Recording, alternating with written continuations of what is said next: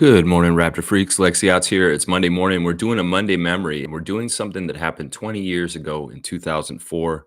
An article came out on CBC Sports about Vince Carter and his demand for a trade out of Toronto on this date for 20 years ago today.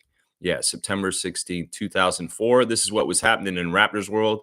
A really serious time, a really, really bad time in a couple different ways. The Raptors had been an organization that had had some turnover with their personnel in the last few years. Before that, they had just signed a new GM named Babcock, and they had a new coach named Sam Mitchell. And Vince, the year before, we had switched from guys before. So we had switched around the coach like 3 times in 2 years, and also the GM twice in 2 years or so. So, there was a lot of turmoil in the Raptors organization, and we had not been winning, and there were different problems, sure. But still, you're going to read this article that from 20 years ago, and you're going to get the full picture of what it really was. And since this has happened a long, long time ago, uh, there has been a movie that came out called The Carter Effect. There's been a lot of talking and revisionist history and different things kind of trying to talk about it and trying to heal or make it seem like Vince wasn't doing what he did. He's absolutely lying when he said that he never wanted to leave the Raptors, because at some point he very much did. And when he says that, oh, I never actually wanted to leave them, I didn't want to get traded, he's absolutely lying, because the stats don't lie. In that season, basically after this happened, when he demanded the trade before the season in 2004, 2005, he went out there and he played 20 more games for the Raptors after this article came out, and he absolutely dogged it. He absolutely did not try. He had some of the lowest numbers in his career. At that point in his career, when he was an elite player in the league, those numbers were very, very low compared to things. He had such a low free throw percentage. He was missing free throws on purpose. He was not jumping. He was not trying to rebound across the board. And I can show you all the stats on Basketball Reference. It's right here. You can look at it. Look at the 2004-2005 year, the last 20 games of Vince Carter's career in a Raptors jersey, and you'll see exactly what I'm talking about. Now, that is strong arming his way out by not playing or trying hard. And when you have an inexperienced, shitty-ass GM named Rob Babcock trying to move you, well, he's not going to get a very good deal for it. So we'll cover all this kind of stuff. 20 years ago today, Vince Carter was demanding a trade out of Toronto because he was very unhappy with what was happening around the Raptors. So we're going to read this article, and we'll go over this more and more. There's other stuff we got to talk about in Raptors world, of course, always. This is a Raptor Freak channel. Let's go. Let's go. Let's start out with Commissioner J real quick. Trevor J, Commissioner of Fun on this channel. He's saying this morning, good morning, family. Getting older involves unlearning a lot of shit you were taught by people who don't know what they were doing either in life. Well, some of it is people that did not know what they were doing, but some of it is also very much on purpose. They taught you the wrong shit to try and control you or have certain things for you. I think one of the biggest ones, and I've talked about recently, is the fact that they're not teaching us how to grow our own food when we're younger. That they need to really do this because they want us to be dependent on the grocery stores. And if more people knew how to make their own food, like their grandparents and their parents before them, they wouldn't have as much control economically over people. So I would say right now, learn things that they didn't teach you on purpose, and also unlearn stuff that they taught you that's full of shit. Because there is a lot of weird programming that you get from your schooling when you're younger that is just not true. In fact, this is very well connected to what we're talking about today. In some ways, the way people want to honor Vince Carter this year is whitewashing history, is not actually telling the whole truth about Vince Carter. It wasn't all sunshine and rainbows, like some would like us to think, in how they're going about this year honoring Vince Carter as he goes in the Hall of Fame. In some ways, what did they tell us about Thanksgiving a long, long time ago when we were kids? Oh, it was a nice big feast between the pilgrims and the people that were already there. That's bullshit. That was whitewashed. That is not what went down. And that's like the happy-go-lucky yay story. No. That's not the truth.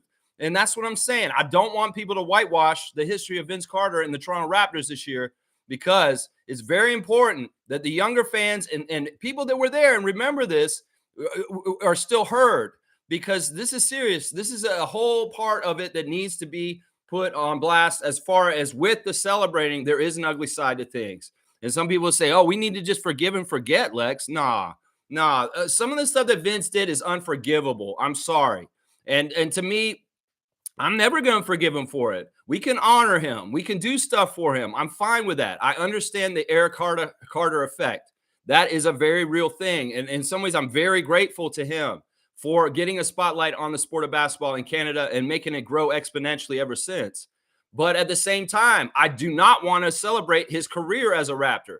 I will celebrate the phenomena that Vince Sanity was on this country. I will celebrate his dunks, but I do not want to celebrate the player that put on the Raptors jersey and got in between the lines and played for us in games. Sure, he had great highlights. Sure, he got us to the playoffs in a couple of situations. But yeah, there's still the graduation story. And there's also his mother being a major meddler in our team in different ways back then. So I can't do this, Raptors Nation. In some ways today, we're talking about a memory that needs to be talked about because it's the damn truth. And 20 years ago today, Vince Carter was demanding to be out of the Toronto Raptors. And I don't care what anybody else says. Is, oh, he didn't want to. He didn't want to do it. It was only because the team sucked. I'm sorry. There's so many players that come to the NBA that get the privilege to play in the NBA, and they are not in the most ideal situation. What makes Vince Carter so much special than everybody? Because he's the greatest dunker of all time? Sure, maybe. But still, everybody at some point, in some way in the NBA has to go somewhere that they may not want to or be in a certain situation. You know, there's people like Kevin Garnett, who played most of his career for the Timberwolves, and then he got out of there and finally went somewhere else. Damian Lillard in more recent years. Vince, you just didn't go about it in the right way. You could have gone about it in a whole other different way. And in some ways, it would have helped the Raptors franchise instead of absolutely decimating it like you did.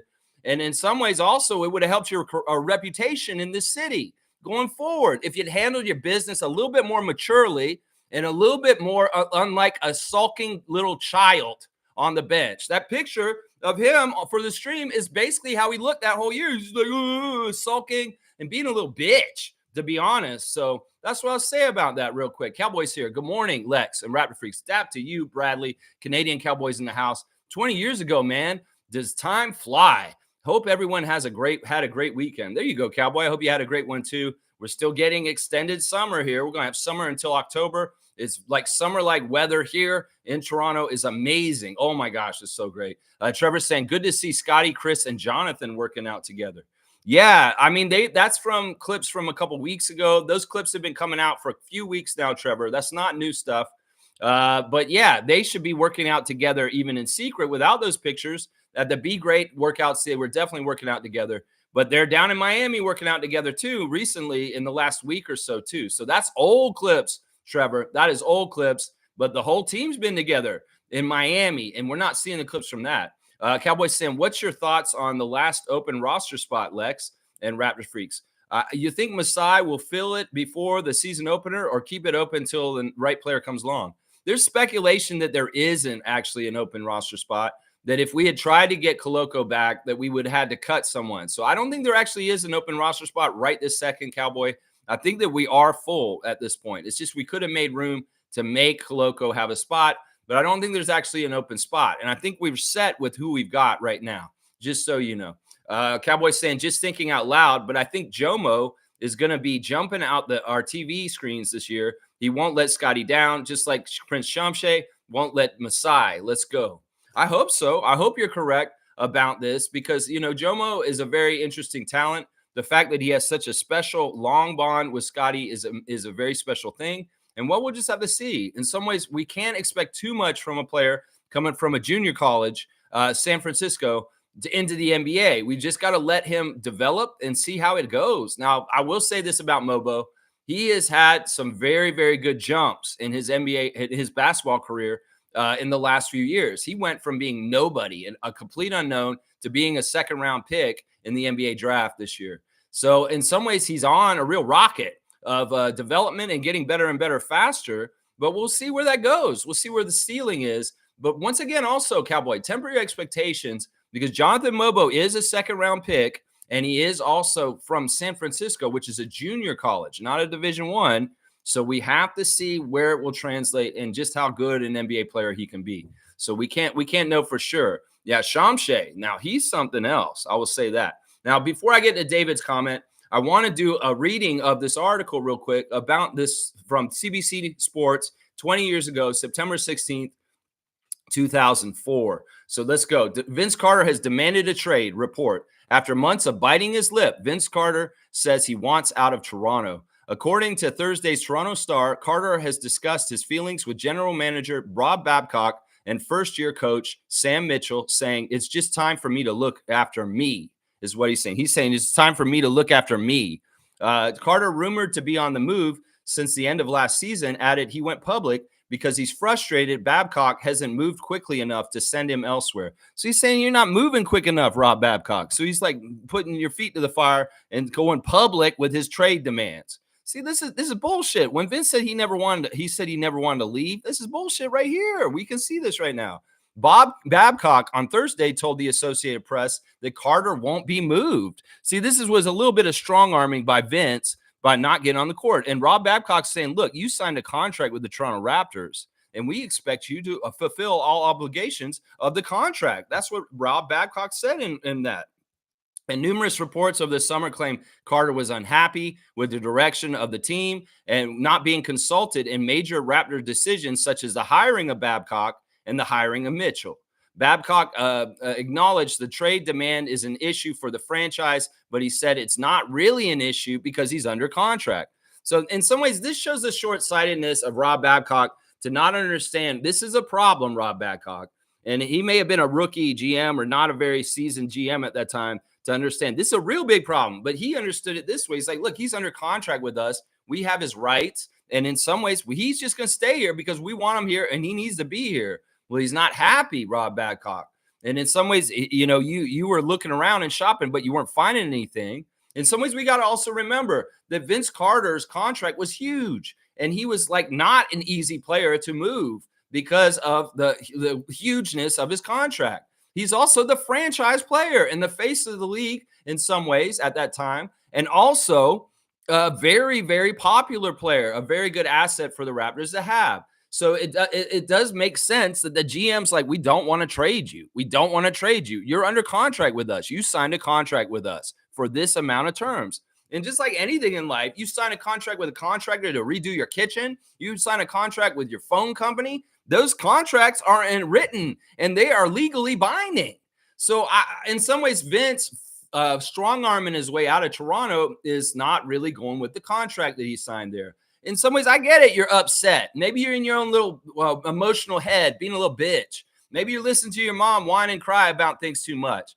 But seriously, you should have been a professional about this. If you had held yourself in a professional way, and in some ways, you're a great bad example for how to handle these kind of situations. I'm sure people looked at your situation since and said, you know what, we can't do this like Vince did because I will look so bad if I do it this way. So in some ways, I'm sure there's been people that have been disgruntled on NBA teams, but they've handled it a completely better way than you have because you showed the textbook way not to do it. In some ways, I would say this about it, Vince, that it showed that you never really did respect the market of Toronto, Ontario, Canada the whole time you were here. Because in some ways, you showed a disregard for it in a way that you really shouldn't have done it. And in some ways, it's shown since you left too. And this is why I know you're not a real one. This is why I know that you, in some ways, are not a friend to Toronto. And it's even though you came here and put the Raptors on the map, well, in some ways, you never had the real respect for our community and our team that you should have, especially since you were the most important player in its history at that point. You know, DeMar DeRozan coming through town right now and him showing the respect and the love for the city that built him up as an NBA player is exactly what I'm talking about. Well, Vince, you never, ever, ever has shown that correctly is what I'm going to say that right now. Yeah. All right. Continuing with the article real quick. It's Babcock saying this. Is it ideal this way going into training camp? No, but it's really not the nightmare that other people think. I think Rob Babcock poo-pooing this right before he commits one of the worst trades in the history of the Raptors shows that he just was in over his head, that he was naive, that he just didn't understand what the fuck he was doing, and to a degree. Like, you should have made Vince happy to a degree, Rob Babcock. I'm going to say this right now. In some ways, the fact that you were kind of like, well, he's under contract, he's just got to stay with us no matter what. And this isn't really a problem. Well, it was a problem, Rob. And you went down as one of the worst GMs in the history of the NBA because you were not trying to put out fires ahead of time.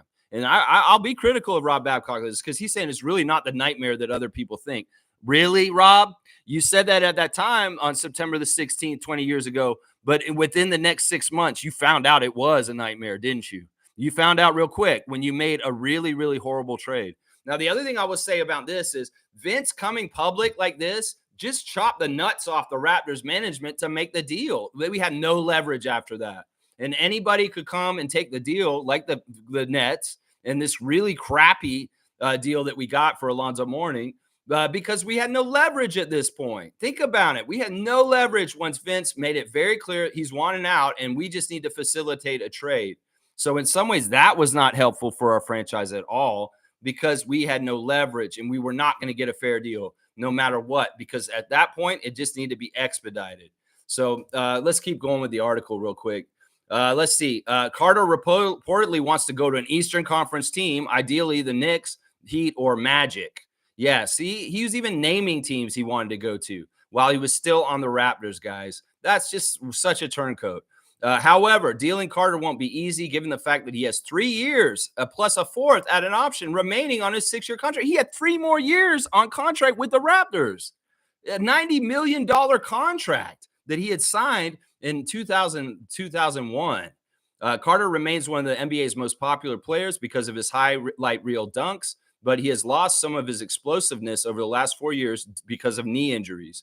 If he comes in with an open mind, that's all we want, Babcock said. He hasn't had an opportunity to play under this system and see what it's like to be a part of this basketball team. This is a whole new era. Well, he didn't even want to try because he didn't. After this interview, the last 20 games he played for the Raptors were absolute shite, half-ass bullshit, is what I'll say right now. So he didn't want to try and give Sam Mitchell a chance as his new coach. He didn't. The 6'7" Carter, who averaged more than 24 points last season, will earn $12 million in this season. Carter played 73 of 82 regular season games for the Raptors squad that finished with a record of 33-49 out of the playoffs for a second consecutive year. If Carter is still in Toronto come November 3rd, he'll enter his third straight campaign with a new head coach and second in a row with a new GM. Yeah, see, and the Raptors were scheduled to open their training camp on October the 5th. Yeah, this is a dumpster fire. Thinking about this happening right now where somebody is like really wanting to leave and all of a sudden we're trying to get ready for training camp. Yeah, this was the dumpster fire that he was kind of causing at that time. Really, really messed up. So yeah, in that article, we hear Vince saying Rob Babcock's not jumping quick enough. He's also saying exactly which teams he wants to go to. And as I said, we can go to Basketball Reference and look at the year of 2004, 2005 for Vince on his profile. And you will see 20 games that he played for the Raptors in that season where he averaged 15.9 points per game. As soon as he went to the Nets, he went to 27.5 points per game. He shot 41% from the field, and he started shooting 46% when he got to the Knicks. He was shooting 32% from three, and he shot 43% once he went to the Nets. He was shooting 69% at the free throw line, and then he shot 82% once he went to the Nets. You tell me that guy wasn't dogging his game on purpose. He went from 3 rebounds to 6 rebounds. All of his stats went up right across the board because he started trying again. Now, if there wasn't the statistical evidence that this guy was dogging it in games, well, he made it very clear to us because he went ahead and said in an interview also that he did not try for the Raptors in the last bit of the part where he was playing for us. So, yeah, that is disrespect. And in some ways, like I've said before, as much as Kyle and DeMar built respect around the Raptors franchise in the NBA, Vince Carter pissed and shat all over the respect for the Raptors in the NBA as he left. I'm serious. And how disrespectful. This man put us on the map, and then all of a sudden he said, I didn't want to try for them anymore. So no wonder we were laughing stocks. No wonder nobody gave any respect to the Raptors at that point because of all this. In some ways, we've got to remember this correctly. Like there's a Reddit page that I put a link into in the chat that has the link to this article, and you can hear what people are saying about this. Always keep the receipts. And some of the comments on the Reddit is saying, I think one of the most annoying things about this Carter stuff is the revisionist history. He fucked us and he didn't care. I'm sure he regrets how he went out, but that was the result. We saw some of the worst basketball after he left. And somebody else is saying, and when people say we should forgive him, dude never apologized. You're a fool if you forgive someone that doesn't apologize. I completely agree with Thomas Bay on this Reddit page right now, and all this kind of stuff. You know, they're basically rewriting a past event to gaslight people into believing a certain interpretation of how things went down. That is exactly what a U.S. history is like. Is like they're going to go ahead and gaslight people about slavery and different things like that and say it was this and this and this when it was really a totally different thing reality-wise. You know, in writing, it's referred to as when writers introduce new information about a past event that contradicts what was previously established to what happened in an effort to change the narrative to fit where the current story is going. That's right. That's what I'm saying right there. You know, and this is another point that's made by somebody on here is really, really smart. This is all stuff that people said 3 months ago. This is not old Reddit. This is from this summer. If Vince handled it the way he did now, the way social media is and how stories get amplified, he'd have come out looking far worse. Those of us that lived through knew exactly how much Vince gave up. I mean, shit. He kept trying to tell us how little he cared directly with his I'm not going to dunk in games anymore proclamations and such. This is a cardinal sin territory for a professional athlete. I'm glad some people kept the receipts. You know, it's stuff like this that's in here. And I'm just like, holy crap. This is like, you know, these people are on point. And these are real ones I'm hearing about right here. Like this is the thing. Somebody's saying retiring his jersey would be so wrong. It can't happen, in my opinion. A lot of people think we should do it after Lowry and DeMar, and I'm against that. He was simply unprofessional and a quitter. You know, this is all really like I'm on page with me as far as how I feel about all this stuff. You know, there's some really interesting things that Reddit old school people are putting in here. There's somebody who's talking about how they all started burning his jerseys after he did this. And that like we went out in the street and did that. I mean, I was Club 15. I had Vince Carter. I was in Vince Carter's personal fan club called Club 15. I had the shirt. I had the picture of him that was signed. I had a signed picture by Vince Carter. I paid the dues. I was in his fan club. And that Club 15 shirt, well, it got burned up after he left. I burned it in a big pile of fire after he left because I didn't believe anything about Club 15 after that. Well, you asked DeMar DeRozan if he had something called Club 10, it'd still be in effect up here. And that's the thing, Vince. You got to understand, you burnt a bridge to the ground. And now all of a sudden you want us to restructure it and put it back up so you can walk back over to see us? Man, that's a tall order. And in some ways, you're not coming totally correct to heal that bridge to make it so that you can do this correctly. At least not with an old head like me. Maybe the younger generation, y'all can fool them and tell them all kinds of revisionist history really glowingly about him. But I ain't falling for this shit. And in some ways, look, there may have been more fans of players at that time than the team. And I was one of the diehards that was absolutely a team first fan at that time. But, you know, there's more team first fans now. And those mentalities of the youngsters that are team first right now, you have to understand, youngsters. If you were a team first fan of the Raptors, when you were a team first fan back then, man, you can't go with it. But some people were more Vince fans than Raptors fans. And they were fine with him screwing us over. In fact, they were just as much a turncoat, and they went with Nets Nation, even though they lived here in Toronto. They're like, yeah, I'm not really a Raptors fan. I'm more of a Vince fan. That's who some of these people are talking about it. So it's like, look, we're a team. We're the Raptors. Why should we retire his jersey in our building? Seriously, that's a very, very, very, very, very strong question that everybody who's a real Raptors fan, a team fan, and not necessarily a Vince fan first, needs to ask themselves, is what I'm saying right there. Yeah, all right, David's here. He's saying, oh, fuck, this building, man, the fire alarm goes off like all the time. It's so annoying being woken up by a false alarm in the middle of the night. Ghetto. Yikes. Okay, David's got dealing with fire alarms. Let's do the classic car of the day since David's here. But yeah, okay, you got a fire alarm, David? All right, let's see who I get today. We've done that card before. That I don't know why there were a couple of duplicate cards in the classic card box. All right, we get this guy too often. I don't even understand why he's in this box so often. That one is too easy. Let me just all right. This one's going to be the one. Here's the one. All right, here's our classic card of the day. I'm at 9:13. I'll come back to that spot in the chat when I get there. All right, so let me see. All right, remember full name, guys, and don't half-ass it. So write that full name in. If you know who this player is, you can get some points to the Raptor Freak trivia score you got, and the winner will get a prize at the end of the season. So yeah, playing Raptor Freak trivia, classic card of the day. Who is that, guys? Who is the classic card of the day? Can you see it? Is there old head in here? Tim Thomas. Tim Thomas is too recent. This is an older player than Tim Thomas. This player played in the 80s. This is an 80s player. Tim Thomas is 2000s player. This is an 80s player. So this is 20 years before Tim Thomas. So yeah, good luck with that. This is from the second hoop set. Terrell Brandon. That's a good guess, Seymour. He's taller, a little bit taller, but the right position. And he is older than Terrell Brandon either. This guy played way before that. There you go. Smooth's got it. That is Rory Sparrow.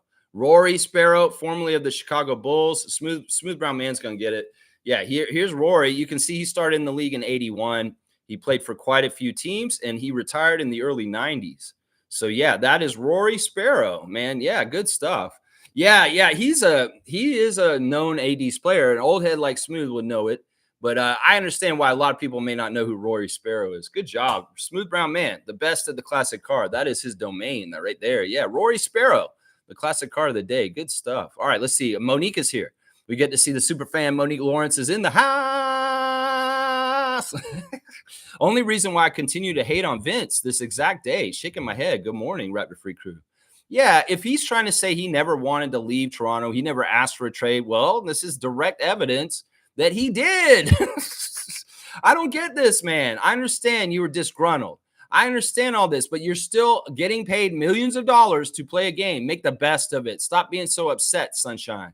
And in some ways, look, it may have been upset because there was ups and downs with the franchise. This is why I don't like coaches' carousels, guys.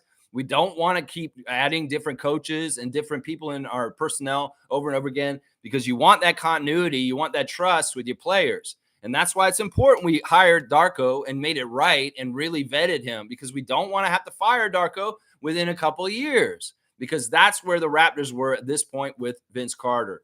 We had to go through 3 coaches, and to that point, he was like, we're going nowhere. And he's starting to think about his body and time and in the prime of his career. And he's like, I need to get out of here because we're going nowhere here. Oh, my gosh. There's a way to do it the right way. And in some ways, you went the horrible, horrible, worst way. And the only reason why people don't talk about how a disgrace you are more is because you did it to our franchise. And in some ways, people will disrespect the Raptors every which way they can. And, well, when their best player, their most important player disrespects them, well, ha, ha, ha, that's great. But the real ones, the people like me that were with the team, yeah, we hated this shit. And he was the figurehead of this. Vince was the part of it. He would participate in disrespecting our team. And I can't get this across more to younger Raptors fans that don't understand the real history of him. You know, we're going to honor him this year. I am okay with that. We need to honor the Air Canada effect. We need to honor what he did to make the world and Canada more basketball. But still, at the same time, we need to understand his playing career and how he left was really, really bad. Really, really bad. And in some ways, we don't need to retire his jersey. Just give him a statue. That's what I keep saying. Just give him a statue. All right, let's keep going. Kareem saying, I wonder if Alonzo Mourning is resentful towards Vince for demanding a trade and eventually causing him to retire because he didn't want to play in Canada. Also, I wonder if Zoe regrets not coming here. Well, Kareem, you didn't remember what happened? This is what happened. We traded to get Alonzo. Alonzo did not want to come here. He said, I'm not coming there. So we had to turn around and trade him too. He also started saying he wasn't well, so he couldn't play. But miraculously, the man got healthy again, and he resumed his career, Kareem. So I don't remember him exactly retiring when he got traded to the Raptors. He continued to play afterwards, just so you know.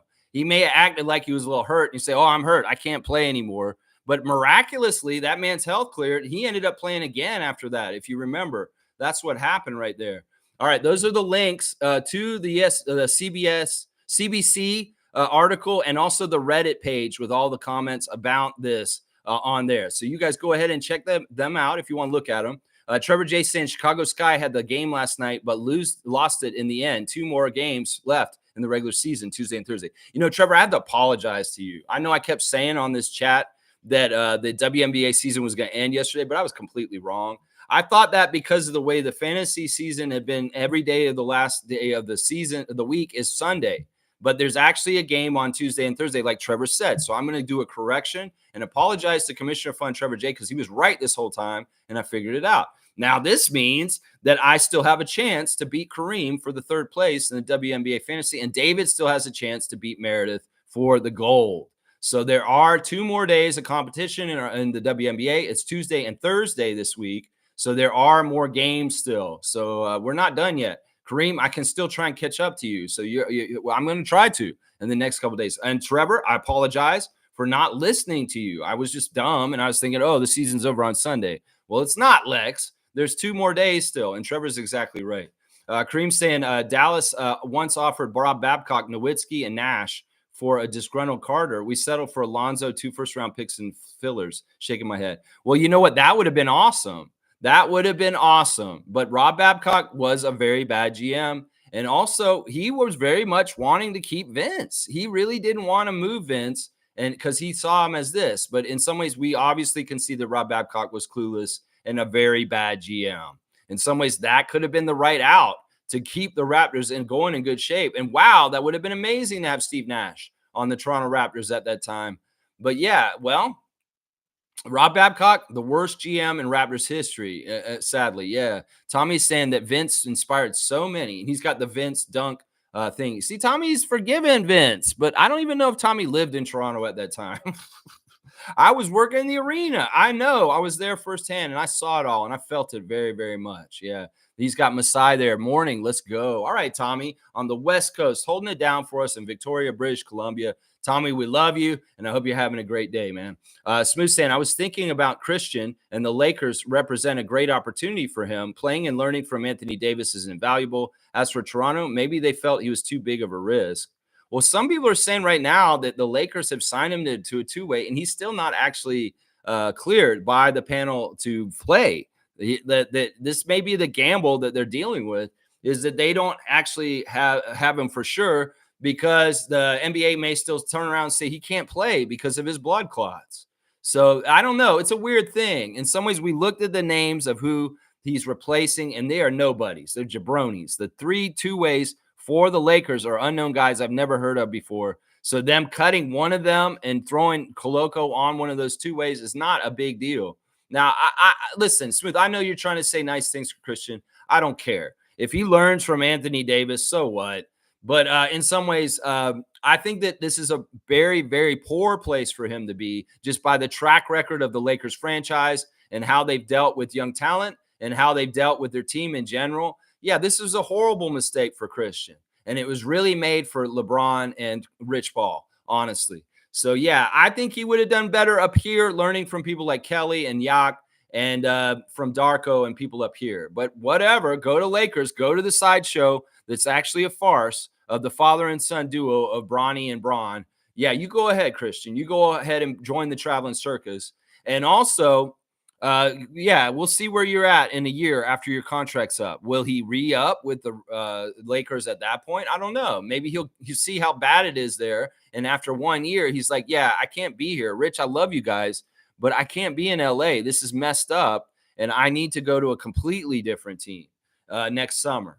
So we'll have to see. In some ways, Christian's really risking his career, because people go to LA and play for the Lakers and their careers die. Let's just put it that way. So, yeah, I think that that's the problem right there. They may be thinking, oh, he gets the chance to go play with LeBron. That's a great honor. But I think they're missing the point of what's important for Christian, and that's to establish himself as an NBA player that can stick around the league. And the Lakers have no track record of helping young players with that at all. The Raptors do, however. And that is the difference right there. And that may be the fatal mistake for him right there. Yeah, it may be that we thought he was too much of a risk, and Bobby and Masai are like, you know what? Nah, he's not coming back. And I think that's probably true, because who knows? The doctors could come around and test him for blood clots again and say he can't play again all of a sudden. And it could be at the most inopportune time for a team. You know what I'm saying? So yeah, I don't know. Kareem saying smooth. I know this Christian Coloco experiment won't bode well in LA. Would you guys circle back and allow him to join the Raptors after he did his dirty, or has that ship sailed forever? I don't know. In some ways, some of it has to do with how he handles things after this. In some ways, I don't really like that he was like, so God works out in the best ways. Yet when he got traded, when he signed with them, in some ways, it sounds like Christian had part of this as his master plan. I mean, there has been people have been saying that Christian's family has a lot of ties to the LA area. And of course, it's pretty close to where he went to university at Arizona. So, I mean, this could have very well been exactly what Christian wants. So in that case, I mean, I don't know. I don't know if he ever really did want to come back to Toronto. We'd have to revisit it at the time. But in some ways, I'd be like, I don't know. I'm not mad at Christian right now. In some ways, I'm kind of like, okay, good. You're getting your career back. This is good, but that's not for sure. And then second, I'm like, well, you made your decision. You got to learn from your mistakes. That's kind of the two things I'm thinking about Christian right now. But I mean, if he circled back and he tried to come back to Toronto at some point, well, let's see how he is, how he's playing first. And I can be a forgiving person. His things that he's done are not as egregious as Vince Carter. That's for damn sure. And in some ways, it's really just I feel bad for him because he's a part of a agency called Clutch, and Clutch probably thinks for him is what's probably happening here. So I can't get that mad at him, right? Seymour saying, "What pop, fam? What's up, Seymour? Holding it down in Calgary for us in the middle of the country in Alberta, baby. City Slickers in the house. Let's go." Smooth saying, Kareem Thomas, I would give him a shot. Well, let's see how he develops. Let's see how he's going. In some ways, I talked about this yesterday. He has a lot of meat he needs to put on his frame if he's not going to be bullied around and pushed around on an NBA court because he is very, very thin. And in some ways, he's behind on that because he's lost a year now. And he's getting closer to 25. He's not a young guy is what I'm saying right here. Fiercey's here. Good morning, fam, and happy Monday. Good morning to you, Fiercey. MJ holding it down in Ottawa, the nation's capital for us here. You can forgive, but never forget. That's what I'm saying. That's what I'm saying. I mean, listen, I can separate things about Vince Carter to the point where I would say, look, this man deserves to be honored in the country of Canada for sure. I won't disregard or dispute that. I will say, though, that you don't need to retire his jersey number because you only give that honor to the absolute best and the best people for your franchise, the people that the players, the fans love. If half the fans do not love Vince Carter and don't really like him, why are we retiring his jersey is what I would say if we are. I don't even know if we are for sure. They have not revealed this for sure. And anybody who thinks that I'm crazy for not wanting to retire Vince Carter's jersey, well, you're not a real, true Raptors team fan. You're maybe a Vince Carter fan first. And that blinds you on how to look at this. You can't, if you can't understand how dirty he did us in 2004, 2005, 2006, well, I need you to go back in the time machine, Sherman and Peabody, and go back and find out. You can find out then. You need to go feel it too, like we did back then. And then you can find out. Smooth saying the VC stuff was ugly, man. At the end, he was mocking the team. Yeah, he was. He was mocking us. And listen, I know he's like this because I remember when I went to Florida State, when he was on UNC, he came to Tallahassee and we were mocking him and talking trash from this end line, the Seminoles fans, and he ate it up and he fed off of it. And then he killed us. In some ways, it's almost like Vince needs a grudge match to play his absolute best and angry. And in some ways, maybe he wasn't feeling it enough the other way. Like he wasn't mad at the other people. He's more friends with the rest of the NBA. But boy, when things went south with the Raptors and he went and put on that Nets jersey, all of a sudden he got some sort of killer instinct in trying to kill us. Yeah, that's messed up. In some ways, he never was a real one in a lot of ways. And that's one of them right there. That's what I'm saying right there. Tom's saying, yep, got to forgive. I think the alternative doesn't help. What do you mean? What is the alternative? What it is, Tom, is telling the truth. And in some ways, look, I'm not in control of this. I understand that. But I can still have my voice heard on this issue so that maybe the powers that be will hear old Raptors fans that remember what happened because they were there and present.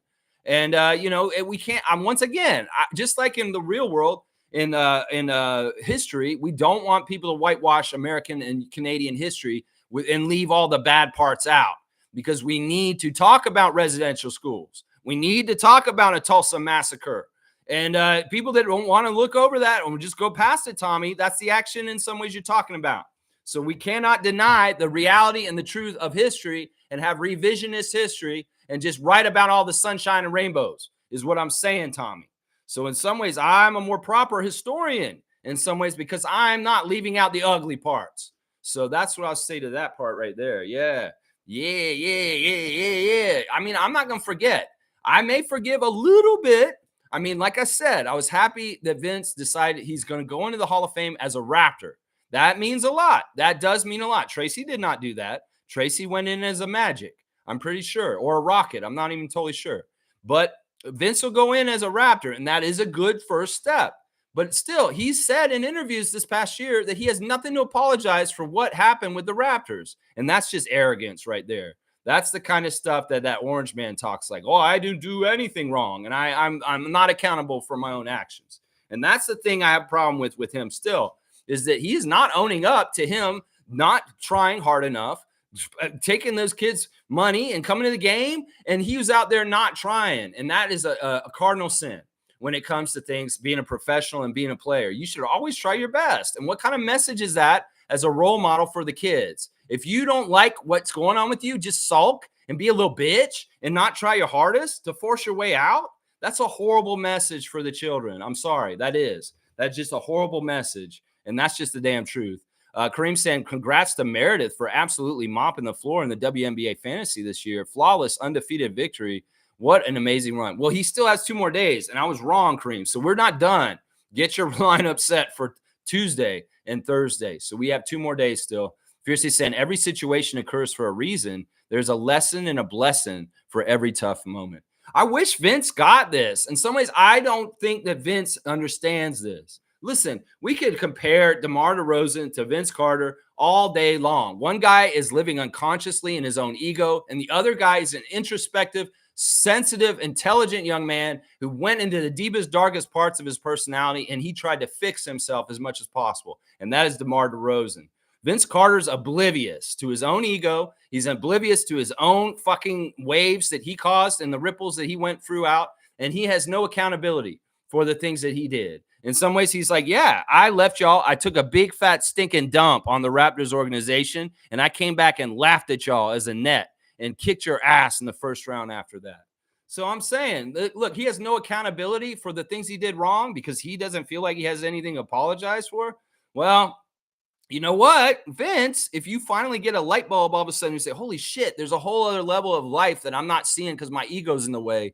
You might understand finally. Once again, also, Vince Carter is a poster boy for the xenophobia about Canada in certain ways. In some ways, there's American exceptionalism that's drilled into young people in the United States over and over again. And in some ways, it's not their fault that they look down on Canada, that they think Canada is a second citizen kind of in the world. And in some ways, Vince treated us that way this whole time. And he still does, honestly. In some ways, it's like, look, he buys into that American exceptionalism identity. And in some ways, we're sub to them in his mind. And that's part of the way he treated this. And he still does to this day, because I hear his current broadcasting style and the way he talks. And I'm telling you right now, he's one of those kind of people that Chris Bouchard kind of hinted at. That is just like, yeah, it's Canada, though, and it's different, and it's just not as good as the U.S., and we're better than them. It's all that kind of shit. That is programmed in Vince's head, and he can't get outside of himself to see that. In some ways, he has no idea that he's even programmed like that. In fact, this goes back to Trevor's first comment, that he was taught a lot of stuff when he was young, this bullshit. Some of it is American propaganda and patriotism. Do the flag every morning. I pledge allegiance to the flag. And fucking just believe in all this bullshit. It's part of the reason why the ugly American motif exists. Because there's tons of Americans down there that just think that they're the center of the world and the rest of the world don't mean jack shit to anybody else. And Vince Carter is one of those guys, is what I'm going to say right now. He's one of those guys. Yeah, Nako's saying Cade is too good for the Pistons. Cade Cunningham? We were talking about Cade Cunningham all of a sudden. Listen, you know, that's a situation that could end up like Vince at some point, where it's like Cade Cunningham starts thinking about, oh, I'm wasting my career on the Pistons. They suck. They suck. Well, what is he going to do? You can do one of two things, Cade. You can accept a big, huge contract from them and get more money than you ever want in your life, like Vince did, and commit yourself to the Pistons. Or when that time comes, when money is to be decided, you make the right decision for yourself and you say, I'm not going to sign with the Pistons. I'm going to go test the free agency market. But see, the players have the right to jump and go wherever they want. There is freedom in that. But once you sign on the dotted line with that particular franchise, well, you need to be fucking sticking to that shit. And that's the part of the problem right there is that, there's a time and a place for everything. You can ask Fred VanVleet. Fred VanVleet did it exactly right. People can be mad at Fred for walking and going to Houston Rockets and taking $43 million a year, but he did not do this the wrong way. He was a good, loyal Raptor right up until his contract ended, and then he signed a new contract somewhere else. And there was nothing wrong with that. This is the difference. Vince had 3 years left on his contract that he was supposed to honor here in Toronto, and he forced his way out by being lazy and not trying hard on purpose. And that I'm telling you, there's ways to do this the right way. If you really do want to leave a team, there's ways to do it. And just because you're impatient, just because you think the GM's not moving quick enough is not a good reason to do it this way. I'm just saying, is not a good reason for this, is what I'm saying. Smooth saying, as soon as Carter became a net, he became Vince Sanity again. Yeah, it was disgusting. His shooting average, his points per game average went from 15 up to 27. He added 12 more points per game. And it wasn't that he was hurt. And on the Raptors, no, he just wasn't trying. And that is a cardinal sin to me. I'm sorry. That's a cardinal sin. How do you go from 15 points per average in Toronto for 20 games in the same season, and all of a sudden you're on the Nets and you're averaging almost 28 points per game? Yeah. The stats are there and they don't lie. I'll put the link right here in the chat of what I'm looking at from Basketball Reference. You can see the stats across the board are garbage on the Raptors, his final 20 games when he played for us. And then all of a sudden, boom, everything jumps right out up after that. Stargate saying, so Coloco's a Laker? Rich Paul strikes again, shaking my head. Yeah, he's a Laker. He's a Laker as of Saturday. He signed a 2-way contract for 1 year with the Los Angeles Lakers. Cool. Good luck to you, Christian. That doesn't sound like a good move by me. Because honestly, you go ahead and be on a losing team with a father-son sideshow that's going to be going on this year. I don't know how much you're going to learn for yourself or how much development you're going to get for yourself. There's a lot of competition there, and that's also a team that has a history of mismanaging young talent, and they end up having to leave anyway. So, yeah, and go ahead and have fun dealing with toxic-ass Laker fan nation, too. How about that? Yeah, Mo's saying last night was the coach's clinic for 905. Thanks, Mo, for bringing this up. Coach Andrew Jones out in Mississauga this weekend, doing the coaches clinic with the fans coming in and trying to learn from the 905 coaches. So let's do the Instagram stories real quick since Mo's brought it up. First, we got DeMar DeRozan sitting on a stoop with a young child. I guess it's his daughter hanging on to him, or maybe that's his son. Is that Frankie? Is that little Frankie? That could be little Frankie. And DeMar was tweeting last night, and I want to read a couple of his tweets real quick. He said 3 things around 9 hours last night. I guess it was like 1 a.m. when he usually does do his tweets. The first thing he said is, my heart's so big, my scars won't heal. I get so sick and tired even trying to fix it. He's just, once again, espousing and expressing himself honestly and naturally in the way he has as a mental health role model of somebody who's like, don't be afraid to express yourself. And if you're depressed, get help and talk about it. Don't suffer alone. And he's saying this also, I was dying inside, dealing with depression, really lying to myself. Yeah, and he got help, and he's better for it now. And that's the important thing. And the last thing he says, and this is the really telling one to me, intelligence overrides ill intent. Now I got to fall back, disappear. See, in some ways, I take that as him coming to Toronto recently for the book signing this last week, saying that, I could have came back with ill intent towards Toronto and the Raptors and things that happened with me. But my intelligence overrides that ill intent and telling me, you know what, you're better than that and you're smarter than that. And he is. And that's what I'm saying right there. In some ways, we could tell the two tales of Vince Carter and DeMar DeRozan with the Raptors. And sure, they're very, very inversed. You got one guy that was done absolutely wrong by the Raptors, and he's held his head high and cruised through it and been the bigger person. And he's better for it at this point. Meanwhile, you had a guy who had the franchise moniker and he had everything for him and he shat all over it. And this is the difference right here. I mean, you could look at Carter, you could look at DeRozan and look at their stories, and you can see how you can handle things completely different between those two people, how they handle things. So I would say that right now. Let's keep going, guys. Jamal Shed is got somebody high-fiving. Bonjour. I'm not sure what's going on there. Shed has a lot of friends, and I don't know who they are. He's also on the 2K25 with his players getting ready for a game, it looks like. Let's see who else do we got. We got Norman Powell still doing work. He's helping to teach the young generation. He's teaching the youth, doing a youth camp right now. It's good to see Norman giving back. And then he's celebrating Aja Wilson getting 1,000 points, the first ever WNBA player to score 1,000 points in a WNBA season yesterday. Fantastic stuff by the Las Vegas Aces center, and people are recognizing. So tough. Congrats. There is the coaches clinic on 905's Instagram stories that Monique was alluding to right now. We see Coach Andrew Jones giving instruction to young players at the coaches clinic. Omari Moore celebrating the Saints' victory yesterday over the Dallas Cowboys, saying we are back. And guess what, guys? I am shocked. Not only did Eric Smith see our Share the Love Club on Saturday, but Omari Moore found my stream that I did about a month ago celebrating him winning the CBL championship with the Niagara River Lions. So Omari Moore came and checked out the Raptors Freak channel yesterday, and he actually watched our celebration of him. And all my advice, I was talking to him about what he should be trying to do for the 905 this year and trying to make the big squad. Man, Omari, thank you for watching. And yeah, we're getting through. People are watching us, guys. It's crazy. It's crazy. We're moving, man. Jameson Battle celebrating the Vikings. So he's a Minnesota Vikings fan. Their victory over the 49ers yesterday. Scotty is in Ontario. I can see him on the shores of Lake Ontario. I know it's Ontario because if I see at the shore of the water rocks, I know it's here. If I see sand, I know he's in Florida. But yeah, he took Cece and Cardi down to the lake yesterday. A beautiful, beautiful day to go down to Lake Ontario and take the dogs for a walk. Love to see Scotty out there with the dogs. And man, do they look big. Holy crap, Cardi is huge. I can't believe how big Cardi got. I'm a little scared, but I'm glad Cardi's there to protect Scotty. In some ways, that's why these dogs are around, is to be a line of defense for our guy Scott.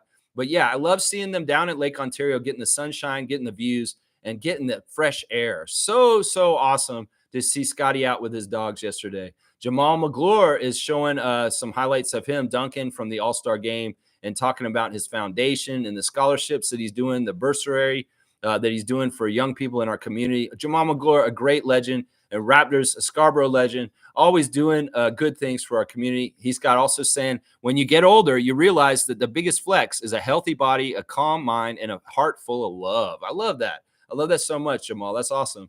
Jay Nathan is in church yesterday. We got Mobo in church, and what they're saying on the screen is don't worry about anything. Instead, pray about everything. Tell God what you need and thank him for all that he has done. There you go. It's good to see our guy Mobo getting his service in. And now we've got Gary Trent Sr. with the kids bombing. There's Gary Trent Jr.'s brothers bombing threes in that same kind of form. There's that little dribble step between the legs and then jump back.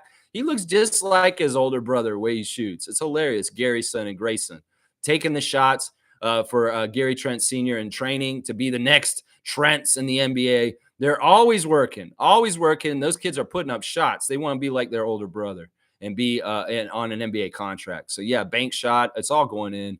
Let's see. Gary's also saying the moment you realize your life didn't actually suck, you just needed to get divorced. Also, he's got some crazy guy beating up people, and it looks like a crazy Indian movie. I'm not sure. He's there's a picture of Gary Trent Sr. with Snoop Dogg's uncle. This is from like 2001 or 2003. He can't remember exactly.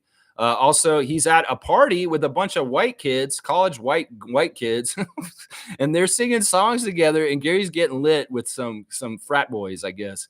I don't know. They're getting hammered. And they look to me like they're 6. Honestly, they look so young. And I'm like, well, they probably are of age, though, Lex. You're just old. And young kids look like little kids, even though they're 21. It's crazy. And then Gary's working out. We see him in the gym, getting on the machines and doing the leg exercises. And then also the last clip is for Fiercey. There is a sauna Instagram story there. He's giving you the full sweaty effect, Fiercey. If you want to see him, eye candy. Gary Trent Sr. sauna is there if you want it. There's your Instagram stories. Yeah, good to see Mobo in service. And Scotty at the lakeside taking the dogs for a walk. Very, very, very cool. All right, let's keep going. Let's see. Seymour saying, wow, Koloko, a Laker. Damn. Two-finger salute to all turncoats. Yeah, I mean, we'll handle this how we want to. Let's be classy, Raptors Nation, and welcome and say thank you. Christian, we're glad your health is hopefully going to permit you to be able to come back. But I think Masai and Bobby have realized he's too much of a gamble. And in some ways, well, just let him go. In some ways, they solidified things with Bruno Fernando coming to our team and a drafting of Shamshe. So in some ways, Koloko would have been nice to come back, but in some ways, oh, well, so be it, is what I say at this point. I'm not going to get too upset about it, and we're just going to allow him to go and make his choices, and we'll see how things go. In some ways, he would have been better off in San Antonio, maybe even the Clippers, than being on the Lakers sideshow with the Braun and Bronny show. I'm telling you right now. Yeah, Cowboys laughing about it, and two-finger salutes all abounds by David Saborin, the commissioner of trivia. He is putting that two-finger salute to work, is what we got going on there. Yeah, Kareem saying, I'm confused about Jonathan Mobo. Do we try and get him in the dunker spot, or do we have him play the Draymond Green facilitator role, or both? Such a unique piece for our team. I would say this, Kareem. Once again, he and Scotty are very similar in their player build, that they're very much pass first mentality. And because of his wingspan and because of his body and his strength, I would guess that Mobo's role on our team is going to be kind of like rebounder, defensive enforcer. In some ways, Jonathan is 6 fouls. In some ways, also, he's in case Scotty's got people kind of messing with him. Well, he's a real quick, easy to come over there and say, hello, my name is Jonathan. I'm friends with Scott. I'd like to introduce myself real quick. There's a couple different roles that he could be in, and those are 2 of them right there. Now, is he going to do like a passing big like Draymond Green or Nikola Jokic around our team? Probably too. So I would temper your expectations and don't really just like, all right, let's categorize him as this or this. We have no idea. And in some ways, he's the most mystery out of all the Raptors rookies coming in this year. He's the one that could be all kinds of different directions. We have no idea. And it's partly because he is like Scott. He's very all around. He's very all around. Now, not on the same level as Scotty, for sure. David saying if players demand a trade, they should be expelled from the NBA and forced to go play in Russia. Yikes. That's a pretty hard line. No, we can't do that, David, especially since I watched Clip yesterday. And we got to think about this. These are human beings. But once again, it's like the part of it was Vince in some ways got mad, and he said that like no team should own someone. And in some ways, this is a heady area where it's like, oh, you feel like you own me. You own me. That's a big, yeah, in some ways. You think about Donald Sterling and the Clippers. So I would say this. We got to look at them as independent contractors. They are people that sign contracts. And when they take those terms of the contract, they should honor them. And that's what I'm saying about here. It's not about owning a player or owning a player in your market. It's about the commitment that they sign when they put pen to paper on those contracts. And if you really don't like the place you're in, don't fucking sign a long-term contract is what I would say to Vince Carter. Now, maybe it changed since he signed it. And over the years, it's like, holy crap, this isn't as good as I thought. And I want to change. But either way, you're going back on a legal document. You're going back on a contract. And that's the thing I have a problem with Vince on this. You can go to the end of your contract and say, I'm leaving, I'm going, I'm out of here.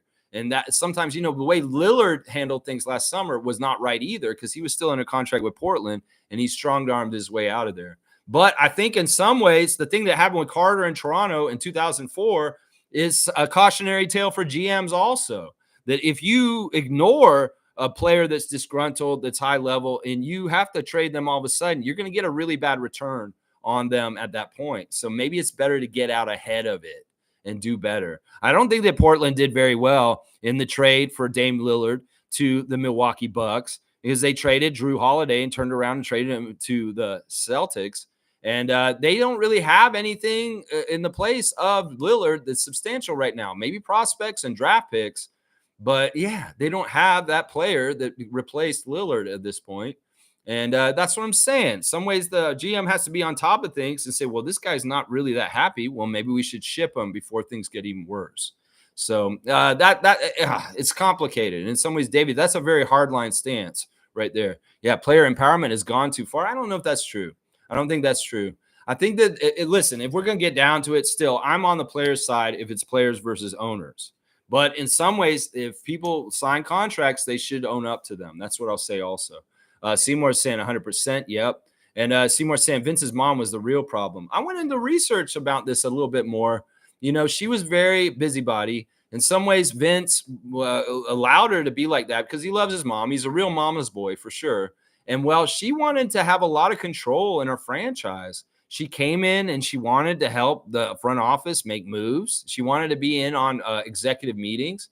And maybe part of Vince being upset that summer because they hired Babcock and Mitchell was that they didn't feel like they were talked to.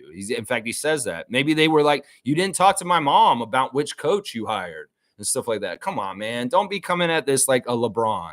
In some ways, look, the Raptors may have learned a tough lesson during the Carter era of Babcock and all that shit. Because in the beginning, Isaiah was talking to Damon Stoudemire and consulting him about trades and things. So we did do it in the beginning, and we know we do it now.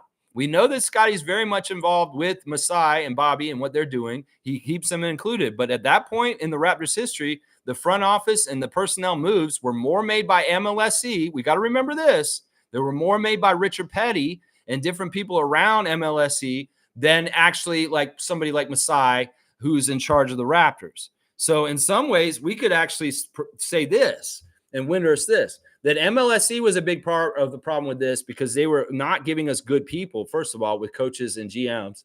And then second, that maybe this was intentional. Maybe they saw the threat of Vince Carter being so popular, the most popular player in the NBA at that time, and the hockey people that were running our team at that time were kind of trying to make Vince unhappy by making things so around it so that he would want to leave. I think there were people in MLSE who were perfectly fine and happy with Vince Carter leaving because it meant the spotlight that was on the Raptors and making them so popular was not outshining the Maple Leafs. So, I mean, I could Windhurst this shit, and I could say our own company may have made the conditions bad enough for this to happen.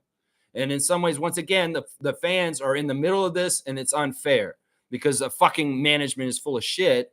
And then they've just played Vince like a piano in some ways. So that could be part of it right there. Yeah, Jimmy's saying, I don't want his jersey retired. I don't either. I don't. I think that especially like if he can't be the first one. He really, really can't be the first one because that just is not right. I mean, I would even say if you really got to retire somebody before Kyle and DeMar retire Damon Stoudemire's jersey first. He's the original first important Raptor, and I wouldn't be upset about them retiring number 20 for Damon, but that is also the same number that Alvin Williams wore, and that 20 it means a lot to us for Boogie Williams also. So it's a tough thing. In some ways, some of the numbers in Raptors history are iconic. Number 7 is iconic for Kyle Lowry. Number 10 is iconic for DeMar, and 43 will always be Pascal's number.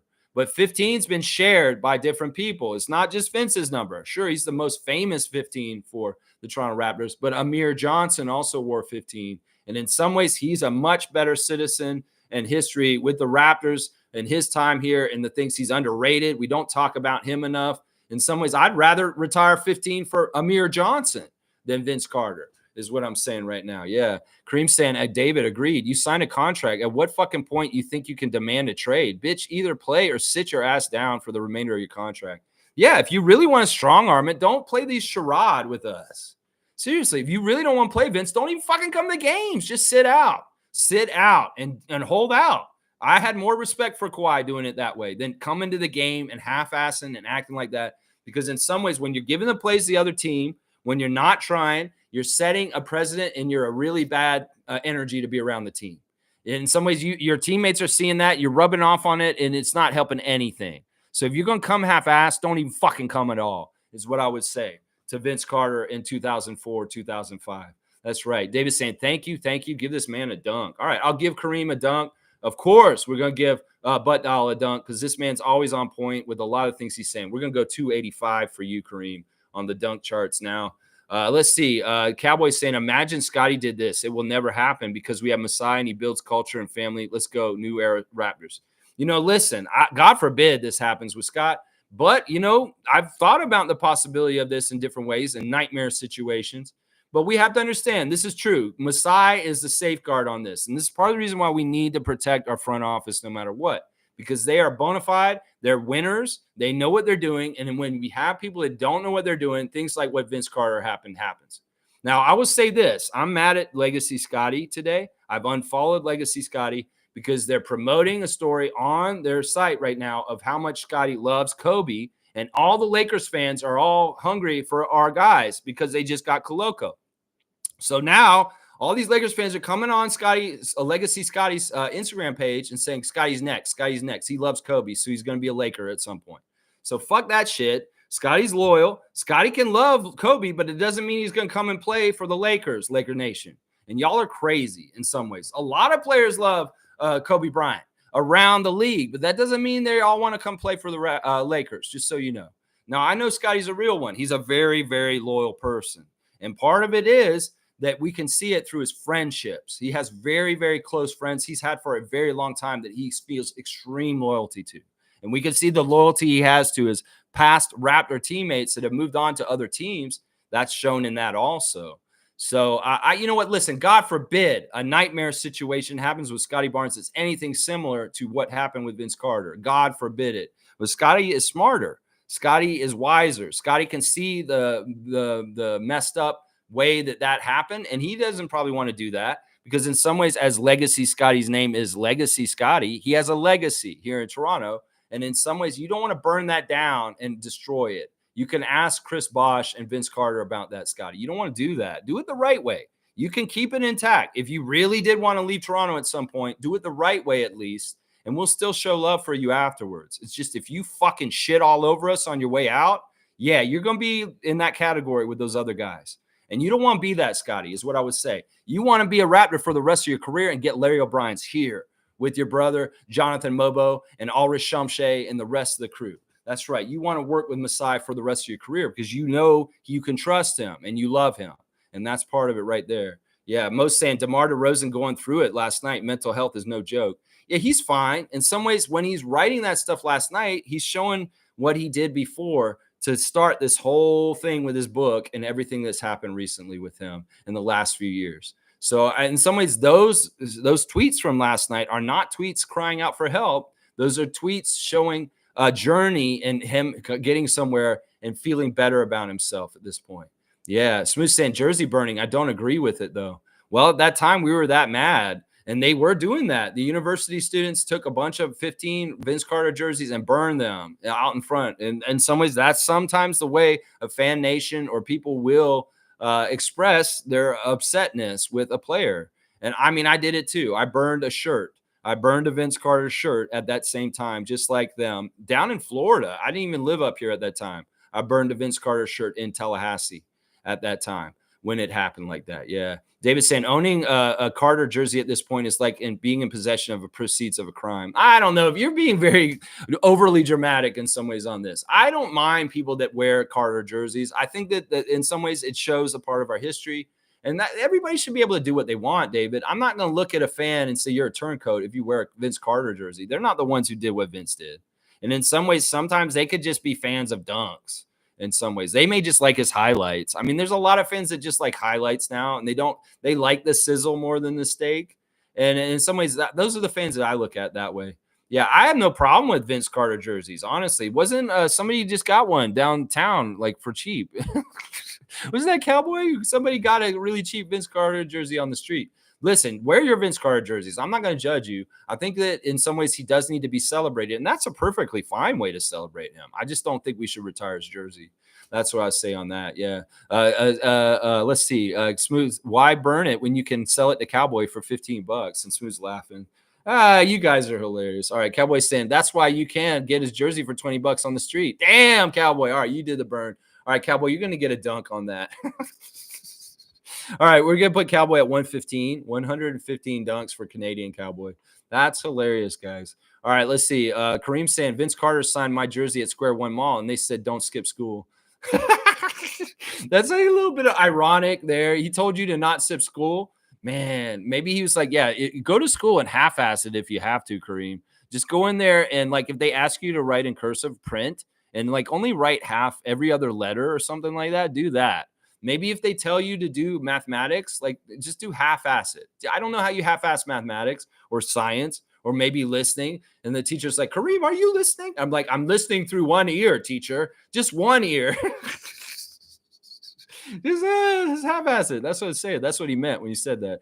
Seymour saying David dunk for the proceeds of crime. All right, you want David to get a dunk?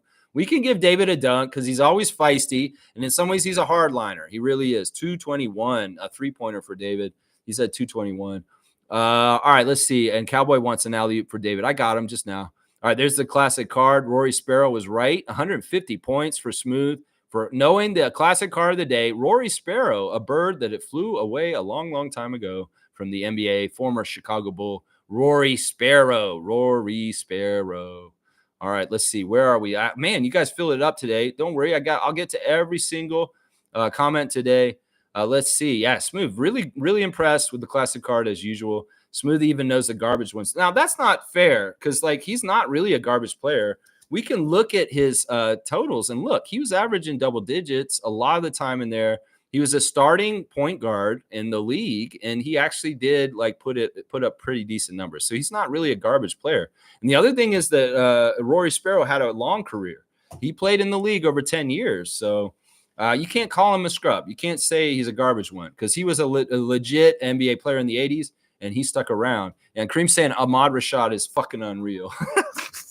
He is good. He is good. And the name moniker so fits if he is Ahmad Rashad. Seriously. Dap the Smooth. That's right. Anyone we don't know, Smooth will get it. That's right. He's on it. He's saying, not always, man. I remember him because he had a couple of big games against the Bulls as a Knick. Yeah. I remember Rory just from his picture. Like that face. That's Rory right there from Virginia. And he's a Villanova guy. So maybe he'd be on the Knicks if he's still playing in the league right now. He'd be on the Knicks right now if he was in the league right now because he's a Wildcat. Let's see. Not the garbage ones. No, they're not garbage. This guy's not garbage. You guys got to understand. There's tiers. He's not a Greg Kite. Come on, guys. Smooth saying, and with Miami, he had 20-point game against the Houston, first game they played. This is the other thing. Yeah, Rory, he became a Miami Heat later, and he was on the original Heat. He was one of the expansion Heat players. So in the first team of the Miami Heat, Rory Sparrow was on that team, guys. He was on that team with them the first year of the Miami Heat. So, yeah. Let's see. Andrew's saying, good morning, y'all. 20 days until Raptors basketball. Ooh, I love that. That's the Damon Stoudemire, Alvin Williams number. 20 days, second to none, till the Raptors will take the court in Montreal at the Bell Center to play the Washington Wizards in our first preseason game on October the 6th. We are counting it down. 20 days until Raptors basketball. You go, Andrew. And I see that you brought old Justin Bieber into the house today. There you go. Justin's here. Justin, we're in the city right now. You like being in the city? Yeah, you've been going crazy out in the wilds lately, building your dams and just going crazy since I moved out in the country. I'm glad you're okay being back in the city right now. How do you feel about Koloko? You don't care? Is that what it is? No, what is it then? Are you disappointed in him? Yeah, I'm disappointed in him too. You're my son. You know that? I've sunned you. And that's what we do on this channel. I sun you because you're my son, Justin Bieber. So, yeah, here's a hug. Oh, yeah, there you go. All right, you got to go back to sleep. So you go ahead. All right, bye. Bye. All right, Justin Bieber came in to say hi real quick. All right, yeah. Yeah, Seymour saying, Vince's mom got rid of our backbone, Oakley. Once he was gone, the whole ship went down for sure. You know, listen, I want to say this. The Raptors, once again, not only did they not really consult Vince on being a franchise player and their moves and what they were doing, there's also the Raptors were not doing things for the families like they do now. And in the defense of Michelle Carter, you know, there was a dispute over a parking spot underneath the arena. And then also, you know, once again, MLSC was in charge. And the Leafs were prominently more important than the Raptors. So we were really getting the shaft behind the scenes on anything. So in some ways, the players' parents and stuff were not getting treated as well as they do now. Let's just put it that way. We're a family organization, and the Raptors have a focus on themselves now, separate from the Leafs within MLSE. But that was not the case in the mid-2000s when all this shit was going down. But still, Charles Oakley says something like Michelle Carter's running this team, and in some ways she needs to butt out. I've never seen anything like this in my 16 years playing in the NBA where a mother of a player is involved in the team. Yeah, you listen to a guy like Charles Oakley when he says that. You listen to a guy like that. And that's the kind of bullshit that these really good players have put on teams at times, whether it's Uncle Dennis and Kawhi, whether it's Jonathan Castleberry, whether it's Thomas, whether it's Bronny and JJ Redick. There's players that are trying to shape their teams as the franchise players. And well, MLSC and that time was not about letting Vince and Michelle Carter shape our team by themselves. And they were still like, yeah, it's the MLSC. We're in charge, Richard Petty, and we're going to make the decisions. So that's part of it right there. But I get why Charles said this. He's like, Michelle Carter's trying to run this team. And I've never seen something like this in my 16 years in the league. He said something about her and about Vince not playing well. He needs to step up. And she came out in public and said something bad about Charles. And there was a little beef between the two of them. In some ways, Vince, your mom should have never been so much in the spotlight. I think she was hungry for it, and she still is to this day, honestly. Let's see. Cowboys saying 20 days. Let's go. That's right. Smooth saying my allergies with this heat. Jeez. Yeah, because it's still hot right now. It's been great extended summer right now. Seymour saying, is there a game in 20 days or just the start of training camp? No, there's a game in 20 days, Seymour. We're talking about October the 6th, Montreal, Bell Center, Washington Wizards, Canada Series, Chris Boucher in his hometown about to play Jonas Valanciunas and the Wizards on October the 6th. And we'll be ready. You know this channel will be covering it right up to there. Yeah. David saying, I'm toast for fantasy. My best player is out with injury, and my 3 other good players had a hopeless night last night. So meh. Well, there's 2 more days. You still got a chance, but probably not. Kareem saying, oh, shit, I thought fantasy was done. I did too. But Trevor was right. We have 2 more days. They've extended this last finals week, and there's games tomorrow night and Thursday. So every other night, nothing tonight, nothing Wednesday, Tuesday and Thursday. We have 2 more nights to compete. Kareem, you and me, buddy. You and me. That's right. Andrew saying, Seymour, first preseason game in 20 days. That's right. Seymour saying they stole Koloko. Thanks, Andrew. Yeah, well, Koloko wanted to be stolen in some ways. He wanted to go to L.A. It's obvious. And in some ways, it is what it is. In some ways, as a lot of people have said in the last couple of days, this is small potatoes. This is such small potatoes that ESPN's website hasn't even put a headline up about the Lakers acquiring Koloko anywhere. There's no information about them getting. So it's like, and you know how they like to blast everything about Lakers on ESPN. Well, they're not even paying attention to them getting Koloko. So it's like, can we be the same way, guys? And let's not over dramatically react to him snubbing us and going to the Lakers and just be like, yeah, okay, inconsequential. This is not a needle pusher is what we're saying right here. That's right. And in fact, there's a funny little clip already on there. Like, look, this is what there's going on. There's a thing on Clutch Points where it says breaking. The Los Angeles Lakers are signing Christian Koloko. And it's saying the rumors, and they have Zach LaVine, Klay Thompson, Trae Young, DeMar DeRozan in Lakers jerseys, the rumors. And then for the reality, they have a joke and they put Koloko in the Lakers jersey. So the rumors are we're going to get all these big names. Like the Lakers fans have been talking all summer. Ooh, we're going to get DeRozan. Ooh, we're going to get Trae Young. Ooh, we're going to get Klay Thompson. Ooh, we're going to get Zach LaVine. But the reality is they circle around, they get Christian Koloko. So in some ways, they're making him the butt of a joke within the Lakers nation right now. That other people are saying, oh, the Lakers are going to have lofty goals this summer. Well, what did they get? They got Christian Koloko. That's the best thing they got. So in some ways, yeah, it's like that. That's the way they're looking at it right now. Seriously. Fiercely saying, fam, I will miss the stream tomorrow, Wednesday and Thursday during a special training at work. So I can't sneak into the stream. Oh my gosh, MJ. Yeah, don't do that. And in some ways, you don't have to be live. You can watch me later and we will miss you. We always will miss you, MJ. So you come in when you can. And you know what? Watch me time and a half or times 0.75 also, because you can hear me when I'm talking real fast, like micro machines, man. You can still understand me. So we will miss you, but you can always catch the replay. That's what we're talking about right there. David's saying, just tell them to send you the Coles notes afterwards. Seymour saying, eye candy will be missed. Take care of business. Tour family will always be here. That's right. RFF forever. Raptor Freak family forever. We found each other, and now it's just how it is, and we're going forward. That's right. And who knows? Maybe we'll swell and grow in numbers and just continue to be the diehard positive Raptor fans that we are for the team first and going forward. That's right. We love you, Fiercey. Just have a great training session and get the most out of it. We are here for you. That's right. It's all good. That's right. Cowboys saying, Kareem saying it fiercely. Don't worry. Amit's still sleeping. Where's Amit? Hope he is well. Man, we got to understand, Ahmed is still living in a war zone in the country that he lives in right now.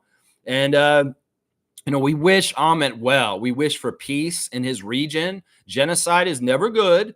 And in some ways, we just want good things for all people in the region where Ahmed lives right now. And, two wrongs don't make a right, is what I will say. There was definitely a wrong that happened last October, and there have been more wrongs since in both sides. So, in some ways, if we can just get a ceasefire and end things over there, we won't be as worried about what's going on with Ahmed. That's for sure. Now, we got to remember, Ahmed just went back to school, high school, so he's in classes. So it's more likely his time is more busy because of school. And that's probably a big reason why right there. That's right. Yeah, let's see. Cool Cat saying Lakers are aggressive in gambling, signing him before he gets clearance by the NBA. So from Coloco's perspective, you got the money from who is prepared to take a risk on you. Man, I think he bought low, though. I really do, because in some ways, I would wonder if Masai and Bobby, if they actually heard the clearing up of him and he's not in trouble with the fitness to play panel anymore, if we would have given him a guaranteed contract that's not a two-way. Like, seriously, there's a possibility we could have done that for him, but he just took the first thing he could grab. And maybe this is a $50,000 two-way contract with them. It's not like he went for the money, Cool Cat. In some ways, he went for the destination and probably for the company, Clutch. And I don't think that's in his best interest. I think that in some ways, this is in the best interest of LeBron and Rich Paul, but it's not in the best interest of actually Coloco. So that's going to be the interesting thing. Is this another case where a Clutch client is doing things for helping LeBron and Rich Paul and kind of putting their own needs at the second? Because a lot of Clutch clients have come through the Lakers and they have not been better for it. Let's just put it that way. So, I mean, is he just taking the first offer? I think it's true. He's not officially clear to play, and the Lakers just want dibs on him right away. So they're going to go ahead and put a flyer on him for a two-way, which in some ways is not really putting that much into it, because they can switch that back if they want to. If he does not get cleared, well, they'll just go back and re-sign the two-way that they got rid of to make room for him. So in some ways, the risk isn't for the Lakers. In some ways, the risk is way more for Christian, because he's probably passing up guaranteed contract from possibly this us. Seriously, because we may have had the room to do it. But he wants to go play with the great LeBron so bad. You go ahead. You go ahead. And maybe you get 2 years of your career in the NBA. You get to play with Siakam and LeBron. And wow, you can tell all the stories to your grandkids. But boy, did you probably shorten your NBA career possibly, is what I'm saying right now. Fiercely saying, not to be mean, but Anthony Davis doesn't strike me as a mentor. Same for LeBron. They're both inspirations for some extent, but not guides. Yeah. There's a footage that somebody posted in our Raptor Freak chat on Facebook of Anthony Davis riding around a golf cart, just shunning young fans and him not being very friendly or kind to people. No, I would agree with this. There's probably a lot of this that's true about both those guys you're talking about. Inspirations, people to be around and see maybe, but they're not probably showing an interest too much in people in certain ways. Probably not like Pascal Siakam or DeMar DeRozan or Kyle Lowry does for youngsters on their teams. So, yeah, I don't know how many players have said, I've been mentored by LeBron James, and he's like, I'm learning from him. We know that certain players have become pet projects of people like DeMar DeRozan, Kobe White, Kyle Lowry, Tyler Hero, Pascal and Jarace Walker and Andrew Nebhard at this point. So, yeah, I don't know. I've never actually really heard of a lot of people saying they were mentored by LeBron, honestly. Seriously, I would just say that. I think you're right. Most saying last did David tell you the story? Jennifer has my copy of DeMar's book, so David was going to give me one. I had to stop him. Yeah, I heard about this, Mo, and I thought she was going to surprise you, actually. But I guess she let you know. I wasn't going to tell you this or talk about this because she had told me that she got you the copy, and she wanted to surprise you the first time she saw you at the game. But I guess the cat's out of the bag. There is a signed copy of DeMar's book for Monique that she's getting from her friend Jennifer. And David wanted to get her one also. But David, did you tell Mo this? Because there was supposed to be a surprise, and Mo wasn't supposed to know about this book. So, David, if you told her, that's not good. You messed up. Because if you said, I was going to get you a book too, but somebody else got the book, you ruined a surprise, David, is what I'm going to say. Because Mo wasn't supposed to know about that, just so you know. But now the cat's out of the bag. We'll talk about it. Yeah, there were a bunch of books that were gotten. One for Tom, one for me, one for Mo. So yeah, on Friday, Fiercey's laughing. Cool Cat saying Christian lives in California outside of Cameroon and with his sister. That's his only family. As a young man, he's doing the best he can to get an NBA career. Yeah, but that's not the right place, even if it's convenient for home. See, man, I feel bad for him because Cool Cat, we know the track record with the Lakers and young players. We know they're disposable. And in some ways, this is not the place where they get better. This is a place where they're used and tossed aside. And that's the thing I'm worried about for Christian right there. David saying at Raptors super fan Monique. Yeah, I saw Jennifer while I was waiting at the desk to buy additional copies. She had already grabbed you one, beat me to it. I figured you have eyes on the place anyway. Yeah, David, if you told Mo this before Jennifer was going to tell her, you have ruined the surprise, is what I'm going to say right now, David. You weren't supposed to tell Monique this. If you did it, if Jennifer did it herself and told Mo, then that's not what she told me. She said she was going to surprise her and not tell her until she saw her. So, yeah, I don't know what you did, David, but maybe you got to be quiet.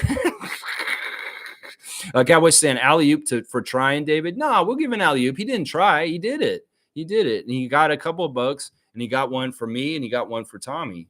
So 224 for David. 224, David. Yeah, there you go. Fiercely saying, well, I hope Koloko likes to shake his ass because now he'll have to hop on those silly and sassy pregame dances LeBron and his team keep doing. Some of the moves I've seen, damn.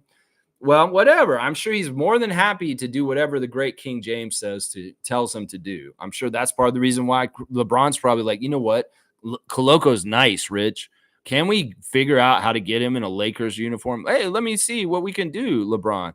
And boom, that happens. King James wants something. He wants to play with his son in the NBA. Well, he gets it, even if his son has no business playing in the NBA. You know, in some ways, that's what this is. Koloko, he wanted Koloko. I will summon Koloko as he's a clutch agency, and I will summon him to LA. And that's what happened. King James wants what he wants. Adam Silver listens, and so does Rich Paul. So I feel like that's what it is right there. Seymour's laughing. Let's see. Cowboys laughing. Kareem saying that Sherman and Peabody reference, Lex, you're a real one. That's the best animated movie from DreamWorks of all time. One of my favorite animated movies. So much historical reference. You're talking about the movie? I'm talking about Bullwinkle and Rocky. You know, the old Bullwinkle and Rocky show had the cartoon Sherman and Peabody. And yeah, I used to do their voices. Well, Sherman, what are you doing now? Okay, Mr. Peabody, let's get in the time machine and go back to the old West. Okay, my boy, let's go back. And it's a really funny situation because Mr. Peabody is the owner and he owns Sherman like he's his boy. He's like, yeah, instead of the dog owning the man owning the dog, the boy owning the dog owns the boy in this show. It's very weird.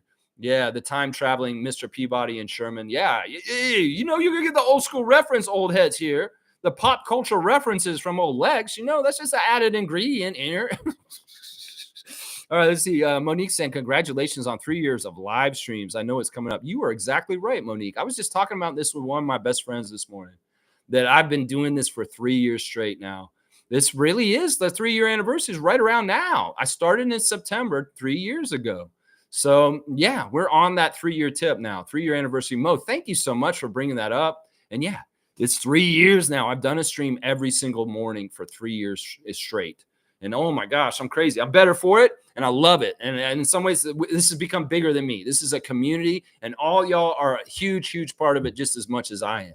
And that's a part of it right there. Kareem saying Christian Koloko won't be playing basketball. His 2-way contract consists of G League and holding pom-poms on the sideline next to here's Johnny.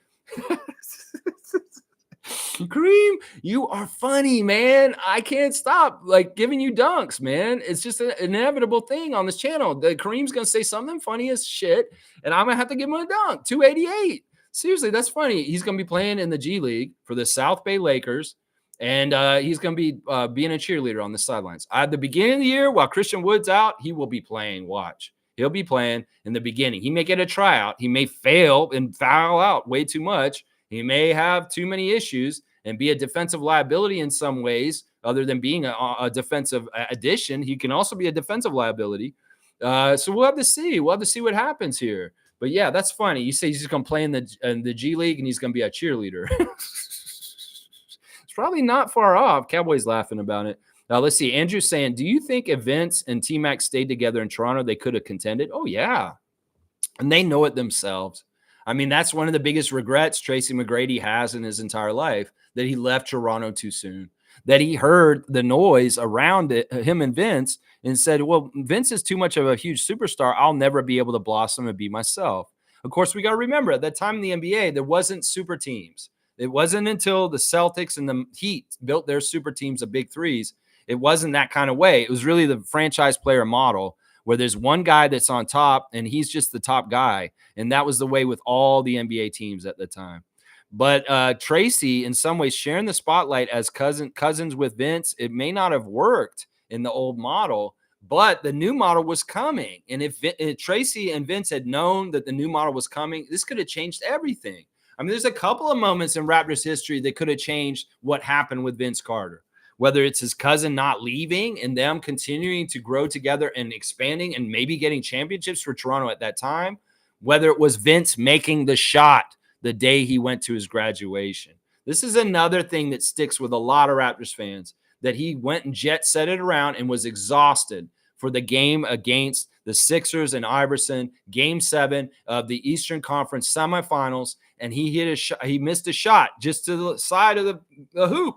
If that shot had gone in, a lot of things may have been different in the Raptors history with Vince Carter. In some ways, that was a very poignant moment. And in some ways, as much as people can't get mad at him for going to his graduation, I'm like, motherfucker, you probably shouldn't have went to your graduation. Let's just put it that way. And once again, where's the priorities in this? In some ways, you're going to say, yeah, you know what? My priority is education. My mom's a teacher. It's really important to me to walk at UNC to get my degree. Well, you know what? Ask Alvin Williams. That was the furthest he ever got in the playoffs in his entire NBA career. And in some ways, he never got close after that. In some ways, you squandered it by going for your own selfish needs. In some ways, that shows a lot of the bullshit about Vince Carter. People would say, well, education first, Lex. Bullshit. You can walk specially. Let UNC do some special walk for you separate in some sort of ways. And you don't need to do this. That day may have been the most important day of your life besides the freaking graduation ceremony. That day was the day you could have gone to the Eastern Conference Finals. And honestly, other than going to the finals with the Nets one year, you hardly did jack shit in the playoffs, Vince Carter, for the rest of your career. In some ways, it's poetic that Vince Carter, at some point midway through his very long career, fell off the wagon as far as production. And he started looking like his stats when he's dogging it for the Raptors in 20 games in the season we're talking about today, 2004. That in some ways, that's poetic justice, that man never got a championship, that his stats and his play just declined right up until he retired in the last few years. I'm just saying that there's some poetic justice. As much as Alvin Williams says ball don't lie, when somebody misses a free throw, when they're at the line and they didn't deserve it. Well, in some ways, this is kind of the whole story about Vince Carter's career. You want to fucking break the cardinal sin of coming to a game and half-assing and not jumping and admit it later? Well, the audacity of that, in some ways, the basketball gods remember, and you get the rest of your career the way you get it. You don't get a championship, and your stats start to match the year when you dogged it, the 20 games that you absolutely shat the bed and didn't try for the Raptors. Poetic justice is what I would say to that, right there. That's right. Seymour saying, of course, Andrew, that's what we all wanted to see. Could have been greatness. I think that they understand this, and McGrady does understand this at this point. But he heard the noise. He was too young. He was very, very impressionable. In some ways, he was so young that he was going to listen to everybody. And in some ways, he feels like he didn't make the decision for himself because other people were in his ear telling him what to do to leave Toronto. And some of those people, as I said, could have been anti-American, anti-Canadian kind of people, kind of talking down. You don't want to be wasting your time in Toronto, man. What are you doing? You need to come back to the States and become somebody down here. He listened to that noise and he wished he hadn't. It's a regret of his. In some ways, you weren't mature enough, Tracy, to completely suss it all out and have the wisdom at the time. You had not lived enough. Well, he lived some more. And then within 10 years of that, he was like, man, I fucked up. I shouldn't have listened to the people around me that told me to leave Toronto. And he said that. He's very much on the record for that. And that's why I don't have an issue with McGrady. McGrady left in a bad way too. We booed the hell out of him also.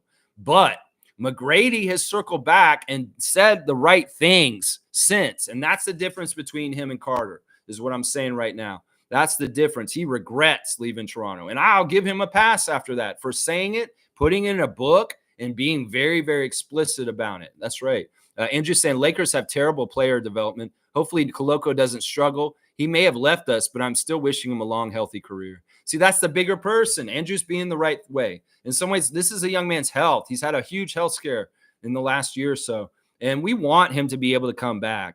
But also at the same time, man, I question your judgment, Christian. I question your judgment.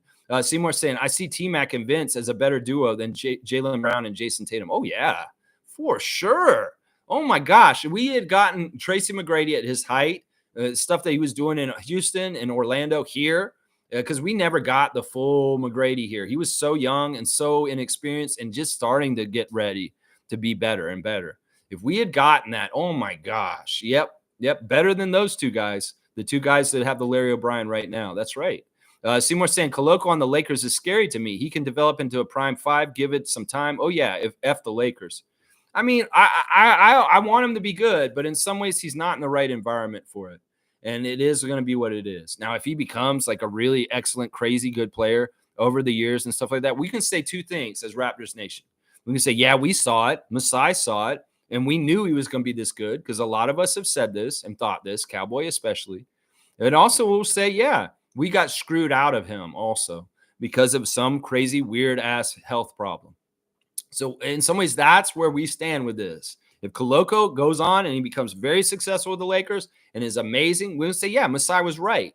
He hit the nail on the head when he drafted him. He anointed him a Raptors draft pick, and he was that. But we got finagled and swindled out of him, and that's just how it goes. So we can hold our heads up with pride. We didn't do anything wrong. What can we do in this situation? Seriously, what can we do in this situation? That's right.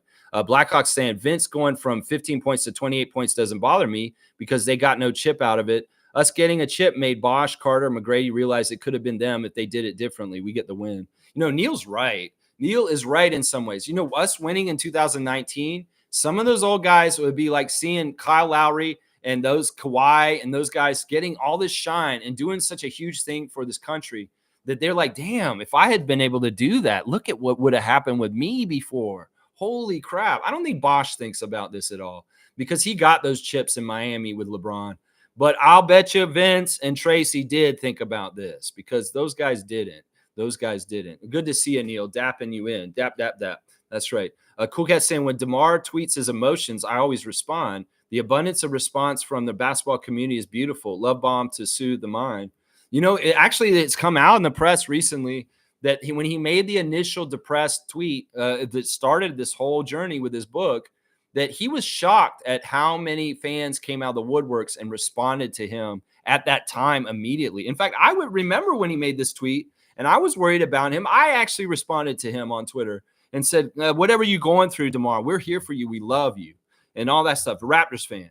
And it was like, you know, he's actually acknowledged that the fans coming out and responding to him on Twitter when he made his declaration of depression did actually have a huge impact on his mental state of saying, I feel like people are there for me. So Cool Cat, you doing that is exactly right. You are amazing for that, Coach Cool Cat. And you know what? The people that came out and did that were very much supportive and helping him in this kind of way. Seriously. So it's good to do this. And it's not just for NBA players. Do it for your friends too. If you see somebody struggling or there's something weird on social media from them, reach out. Don't fuck around. Reach out and look out for them. Let them know they're not alone. Andrew's saying maybe Koloko comes to his senses after his 1 year is up. I don't know. We'll have to see. In some ways, he's just so scared that he was going to be out of the league. He probably just put his foot in the door as soon as he could. And Rich Paul and the Lakers gave him that opportunity. But we'll have to see. I mean, we don't know what's going to happen. The future has to unravel itself. And we'll just have to see. There's all kinds of things that could happen. There's all kinds of things that can happen. But much like Bobby and Masai, we ready ourselves for all outcomes. And we're flexible and we're ready. And just like I said, if Koloko goes well and things go happen, we do what I just said. If it doesn't happen, is this like, well, we'll be like, we told you so. You shouldn't have left Toronto. Yeah, seriously. Blackhawks saying we have done great since Vince left, so don't hold grudges. We are on top. I agree with this, but also you've got to understand, and this is what people have said. If you have somebody who shat all over you and really didn't show that they felt bad about it, why do you forgive them? In some ways, I get it. Somebody like murders a family member of yours, and the killer, sometimes it's better for your peace to like just forgive that murderer, that killer. And it's like, look, I'm not going to live with this anger anymore. I just want to let it go. But this is different. In some ways, if I'm going to do one thing in this whole thing right now, Neil, is that I'm going to go ahead and make sure that history is truly told and that we're not glossing over the ugly and the bad parts. Because in some ways, Raptors admin, the Raptors organization, Masai Ujiri, and everybody else is going to try and just do that. But in some ways, and the mainstream media won't talk about it either, but people that were there that are real Raptors fans need to remember and tell everybody the full story. And that's the main thing I'm trying to do here. In some ways, I'm not trying to force the situation or control it. I'm just making sure every pertinent detail about this is not hidden, because this is a very important detail about Vince Carter in his time in Toronto. That this very date, 20 years ago today, he demanded a trade out of our team. And he said that our GM was not moving quick enough. So he took it upon himself for the last 20 games of his career with the Raptors to half-ass it. And he very much said it publicly. He could have said, oh, I was kind of hurt or something like that. He could have lied. He could have said, yeah, I was kind of hurt the whole time. No, he didn't even feel like he needed to lie about it. That's how much disrespect he had for us.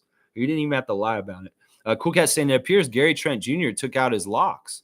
Yeah, there's some pictures of Gary up in different places. He's showing off his summer. Lots of pictures at Remy. Lots of pictures. A picture of him with his dog. You see that awesome tattoo on his arm of his dad in the Raptors jersey on his left arm. Very, very cool stuff. We love Gary Trent Jr. We wish him the best. He's a good standing alumni. He didn't do nothing wrong on his way out, and he's always been honorable and good to the Six. So he's a Six god forever. And he will be given a hero's welcome from me when he comes back to Toronto in the future. That's right. Blackhawks saying, looks like Scotty was partying with Shaq at the Techno, at AKA EDM. This happened in Spain. One of the clubs, the place that they were at, Shaq happened to be there also at the same time. And DJ Diesel was on the turntables. And Scotty went up there and stood with them and was fist pumping and going with them with the ocean of people in front of them in Spain. So that was during the Spain trip. And yeah, Shaq and Scotty were buddying up. Yeah, I mean, I remember that. I think we talked about it when it happened at that time. But yeah, the footage of it is still running around in different places. Randolph saying, beloved Raptors freaks, most informative gang, blessings. Believing that you can and will always activate the faith that you need to succeed and destroy any and all doubts. Boom. I love that. Thank you, Randolph, for your words of wisdom. And thank you. Yeah, as you go on through life, different challenges present themselves. And it may not seem like you're ready for them, but just breathe and you will find a way. Trust me. And let's look at what Leo's saying this morning. He's saying new week, new energy, new blessings, new experiences, new opportunities. There you go, Leo Routens, the kid from Kiel, telling us to start the new week off right. It's all new, and take those new experiences and new opportunities and go forward with them. That's right. Blackhawks saying Bobo is about an inch shorter than Scotty. I love the pictures of like Scotty standing next to Koloko, who's 7'1", and Scotty looks almost as tall as him.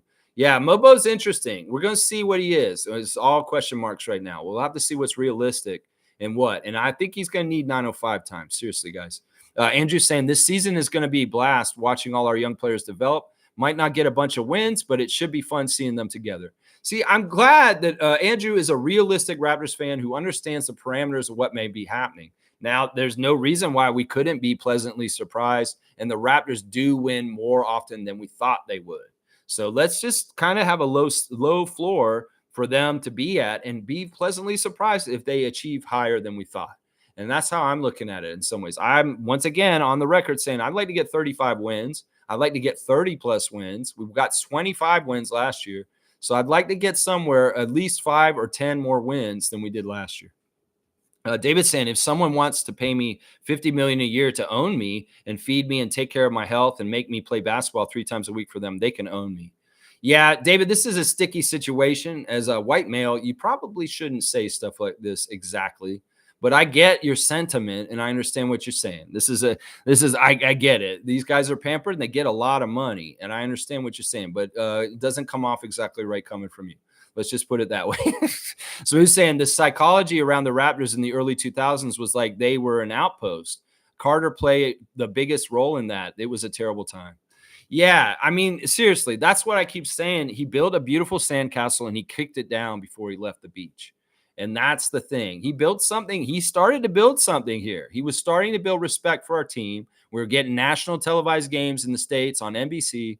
He started to do all kinds of stuff. But as soon as he disrespected and shat all over us on the way out, that all went out the window. And in fact, it became very in vogue by people around the NBA to crap on us in different ways. Now, you can see how the Clippers have been a laughingstock throughout most of their history in the NBA because of how poorly managed they've been and stuff like that. In some ways, we were in that area with them, partly after this whole time with Vince and the way he left. So Andrew's saying, my favorite part of last season was watching Grady grow. Near the end of the season, it looked like he was getting better by the game. This is very true, and that is exactly right. So we'll have to see. We'll have to see more of Grady and the new tricks in his bag coming back this season. I'm excited about it too. Blackhawks saying, give Lillard a break. He was going through marital problems at the time he asked out of Portland. Yeah, and he regrets doing this now. That's the crazy thing is like, these guys get so antsy and they think their answer to all their angst and their problems is a change of scenery, but that's wrong. In fact, it backfired on Damian Lillard. He went to Milwaukee and he fell into depression and sadness because he's so isolated away from his children. His ex, well, I'm not even sure if they're totally an ex yet, but they're in Portland with his kids. And he being in Milwaukee this season was so difficult for him and hard. And in some ways, he's like, man, I kind of miss my best friends in Portland. I kind of miss what I had there. He didn't realize it would be like this. I don't think he's been happy in Milwaukee playing with Giannis. You can look at Dame Lillard and see he might have fucked up. And sometimes you got to understand. I would tell anybody this. If you have duress in your life, don't make a change of scenery to try and help you because your problems will come with you. It's not the fix. Trust me. Geographic location does not fix your problems. You need to deal with them head on where you are. And you can't think, oh, just if I move somewhere, I'm going to fix my problems. And that's a lesson for Lillard right there. That's a lesson there. David saying, I don't think anyone here gives a flying fuck about Lillard. I do. He's a friend of DeMar's. He opened up on dinners with DeMar. In some ways, Lillard is an idiot, and I feel bad for him. But also at the same time, I can feel sympathy for him being separated from his children this past year and just how much that was a mental toll on him. He was very open about it. Very, very open about how the change from Portland to Milwaukee had a negative impact on him in certain ways. He didn't realize it. It's like he's so used to being in Portland, knowing everybody, the restaurants, such a very good social support system. He didn't have that in Milwaukee the same way, and he felt it this year. Trust me. He felt it. He felt it. Smooth saying Jalen Rose came here and kissing his backside even after he left. Yeah. I mean, Jalen Rose has always been a turncoat. I mean, he was on the team with Vince. He played with him. They're best friends. In some ways, they're friends. And in some ways, Jalen Rose is the epitome of some of the stuff I was describing with Vince Carter earlier about American exceptionalism and kind of just being a little hoity-toity above Canadians and Canada and Toronto. And that's why I'm not a big fan of Jalen Rose. And yeah, in some ways, he'll go on ESPN when he was on ESPN all the time and say, Vince Carter is the greatest Raptor of all time. I know. I was there with him. And he'll talk him up in all kinds of ways. It was partly because of friendship. They did play together on the Raptors for a little while there. So there's a little bit of that for sure. Andrew's saying Blazers are going to have to make a choice and trade at least one of their bigs, Rob Williams, Ayton, and Klingon. My guess is Rob gets traded. Oh, that's interesting. Time Lord on the move again. He's a very interesting piece. It's kind of been forgotten since he got traded from the Celtics out to Portland. But yeah, I mean, I don't know. I would try and have all three of them as different levels of projects. It's not like Klingon is ready to come in and start for them. Ayton is their number one, obviously. And Robert Williams should be their second center. But we'll have to see. We'll have to see, Andrew. That's Portland freak stuff for them to talk about. Trailblazer freak to talk about that stuff. Yeah.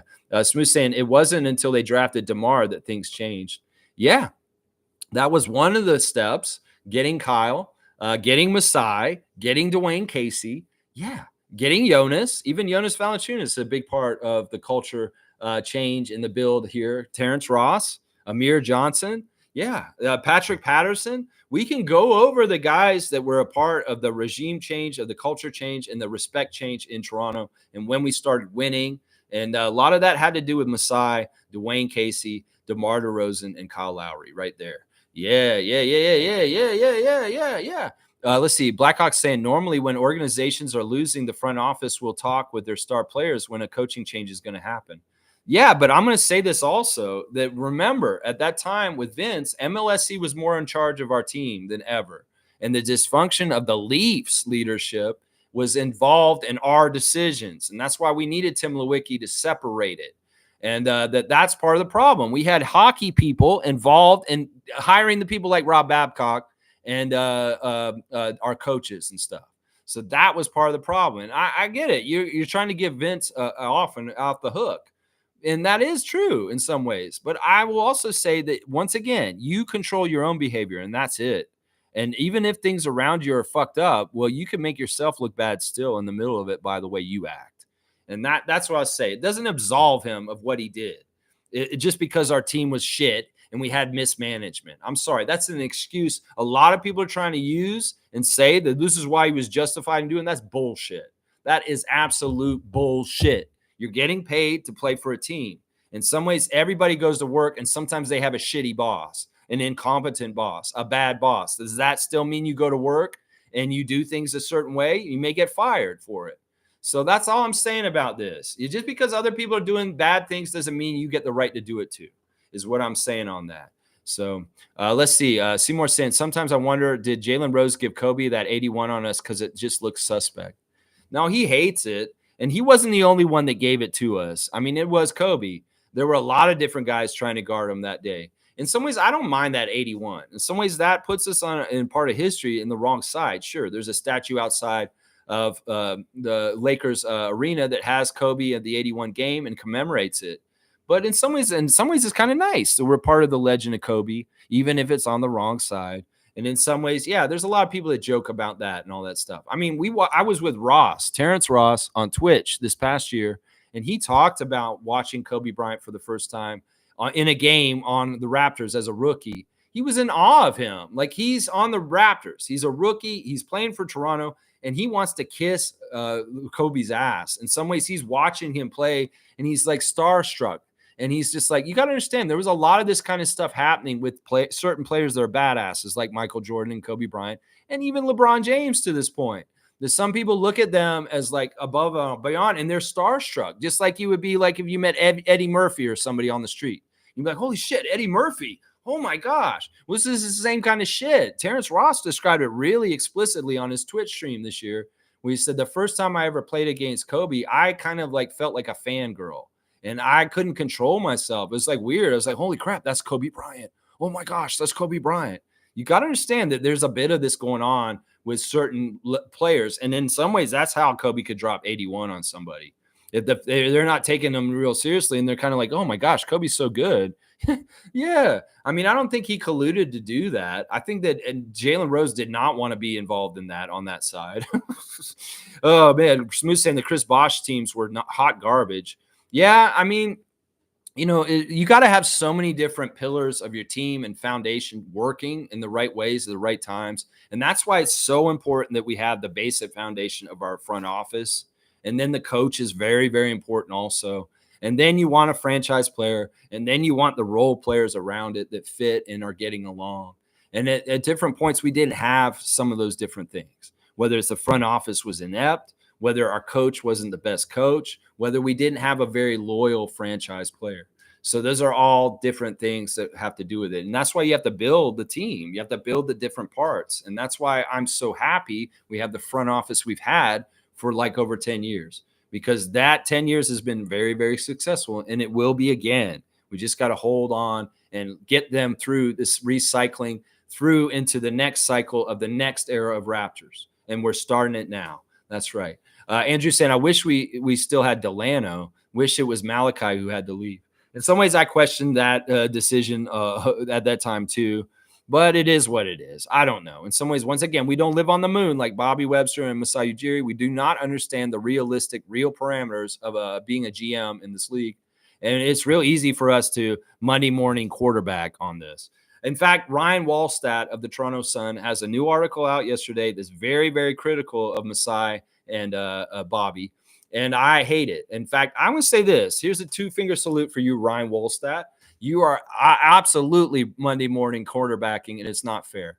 You can say all you fucking want about how they messed up here and they did this and they did that, but you have no idea exactly the timing and the job and the parameters and the things they were up against. And honestly, anybody can Monday morning quarterback anything, whether it's a game in the NFL and your Monday morning quarterbacking quarterback decisions, whatever. It's real easy for a reporter that has no skin in the game to point out all the mistakes or the possibilities in different ways. You don't know where it happened in different places and present times at those times. So Ryan Wallstat, F you, man. And your Monday morning quarterbacking article of the Raptors front office about the Coloco thing is absolutely unnecessary. It adds unnecessary noise. And who the fuck are you to say that you could have done better than them?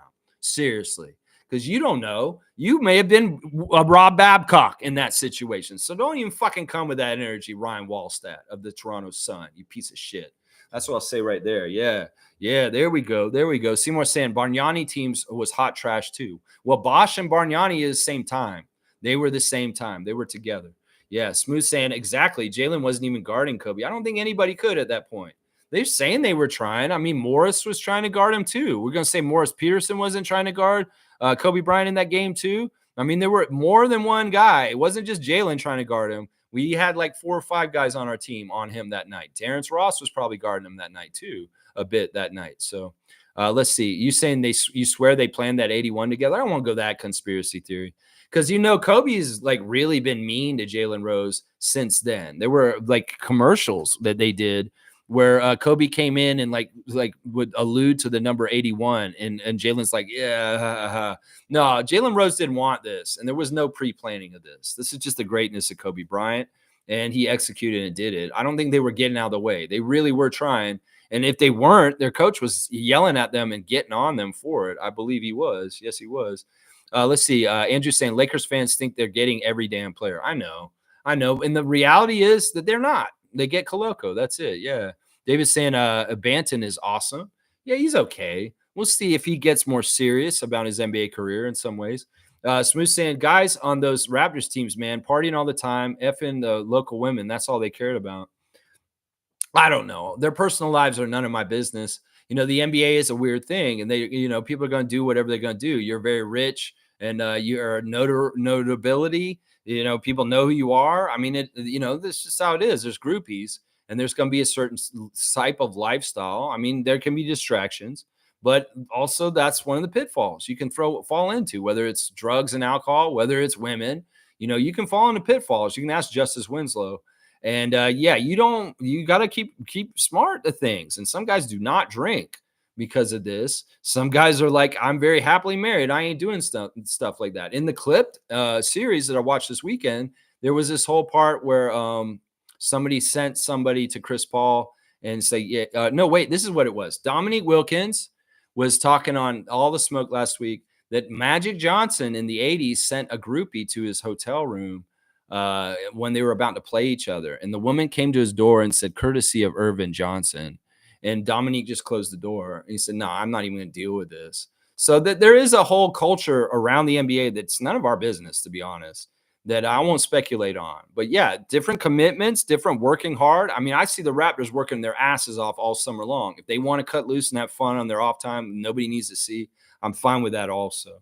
Just don't put it on Instagram Live like Shannon Sharp is what I'll say right there. Blackhawk saying Scotty Barnes will not leave to T-Dot because he's getting paid and we got Mobo. Well, I hope that's true, and I pray for that forever. Seriously, I'm with you on this.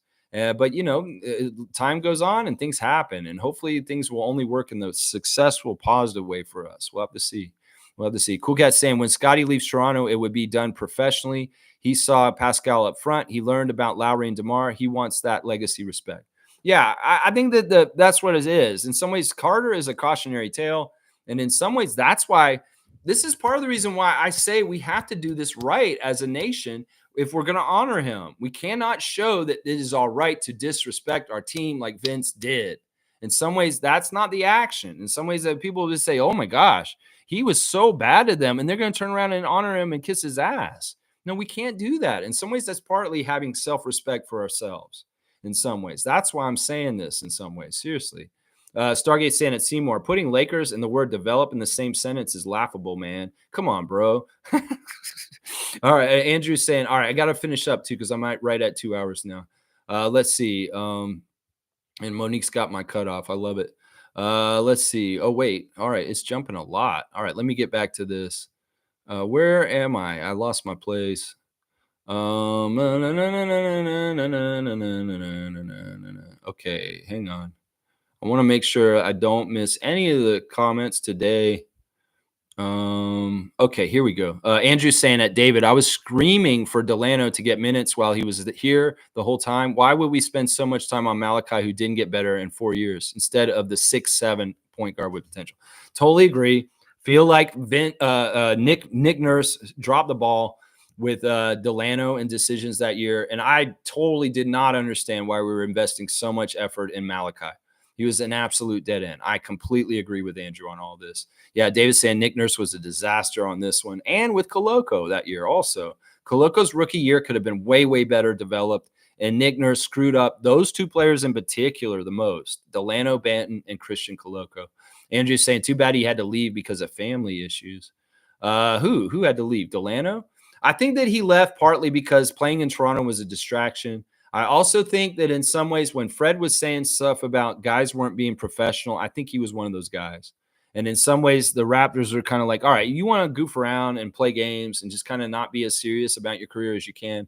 Well, maybe you need to leave your hometown, and maybe you'll have a little bit more reality check. And then you went to the Celtics. So that's what happened with Delano. Smooth saying, in all the major sports, there were a couple of Raptors partying hard. Not that having fun is wrong, but in the early 2000s, they were bad on the court, but loving the local cuisine. I mean, there's a balance to this. In some ways, you can't just have no fun and just be work, work, work. But also at the same time, you could be disregarding yourself getting better because you're having too much fun. So that in some ways, there's also chemistry garnered among a team if they're out having fun times and doing fun things together. Like, I can only speculate the Raptors being in Miami last week.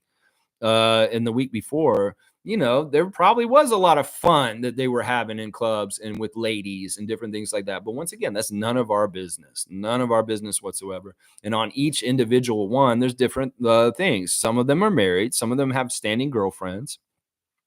Some of them are single and do whatever they want. Some of them are not doing whatever they want, and they're very dedicated to their careers, and they're not getting problems. Let's just put it that way. So, it's probably a very difficult thing to navigate. There's different categories of women they probably deal with. There's women that are, yes, that. And then there's women that are like, I want to date you, but I have to be careful that you're not just using me for my money and my fame. There's a lot. It's a very fraught kind of thing in some ways. It's very fraught with possibilities of problems. So let's see. Seymour saying, Stargate, you're 100% right. Seymour saying, what I would do for a plate of Sunrise right now. Sunrise Cafe or whatever. Kaz is here. Good to see Kaz in the chat once again. Good morning, everyone. Good morning to you, Kaz 2929. Hope you're having a great morning this morning. Stargate saying, we all want the best for Koloko. I get it, but it's not like he's going to the Spurs or the Heat. The only thing he's going to develop in LA is bad spending habits. Boom. He may even have bad personality habits like Anthony Davis learned from LeBron. I'm going to tell you, Anthony Davis was a totally different player on the Pelicans.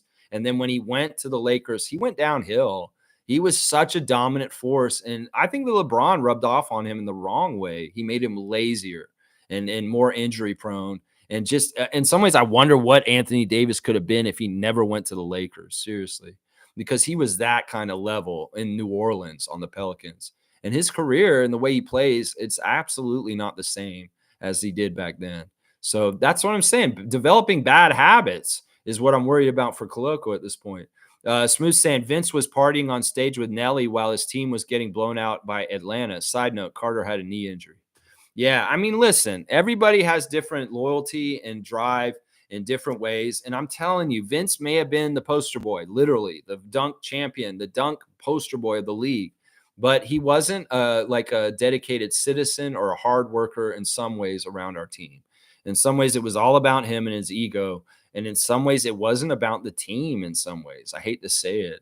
I mean, really was that he was more worried about himself. And in fact, he said that I'm doing this for myself. I got to think about myself at this point. And I'm like, what? You already have been kind of thinking about yourself this whole time. Stargate saying Raptors against Wizards in Montreal. Got to see our good friend Jonas and our first look at Alex Sarr. Yeah, that'll be interesting. Hopefully, we win this game. We've been undefeated when we play preseason games in Montreal, and I expect that trend to continue this year also. Andrew saying, I miss Raptors basketball so much. I was watching 2016 playoff highlights yesterday. Man, I miss Kyle, DeMar, Bismack, Kojo, and JV. That team was so much fun. Yeah, I went to the Eastern Conference Finals, the game when we beat LeBron and the Cavs. That game, I was in the house, and that was such a beautiful game. And I'll remember that. I can say I went to a Raptors playoff game when we beat LeBron during LeBronto era. And that was big part was Bismack. Bismack Biyombo, 1-year Raptor.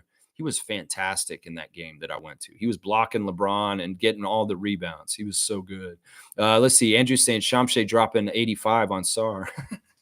We'll have to see. We'll have to see. Blackhawk saying two-way makes more than 50,000. I'm not sure how much exactly he's making, but it's not a big contract. Seriously, he's not making a huge amount. Let's just put it that way.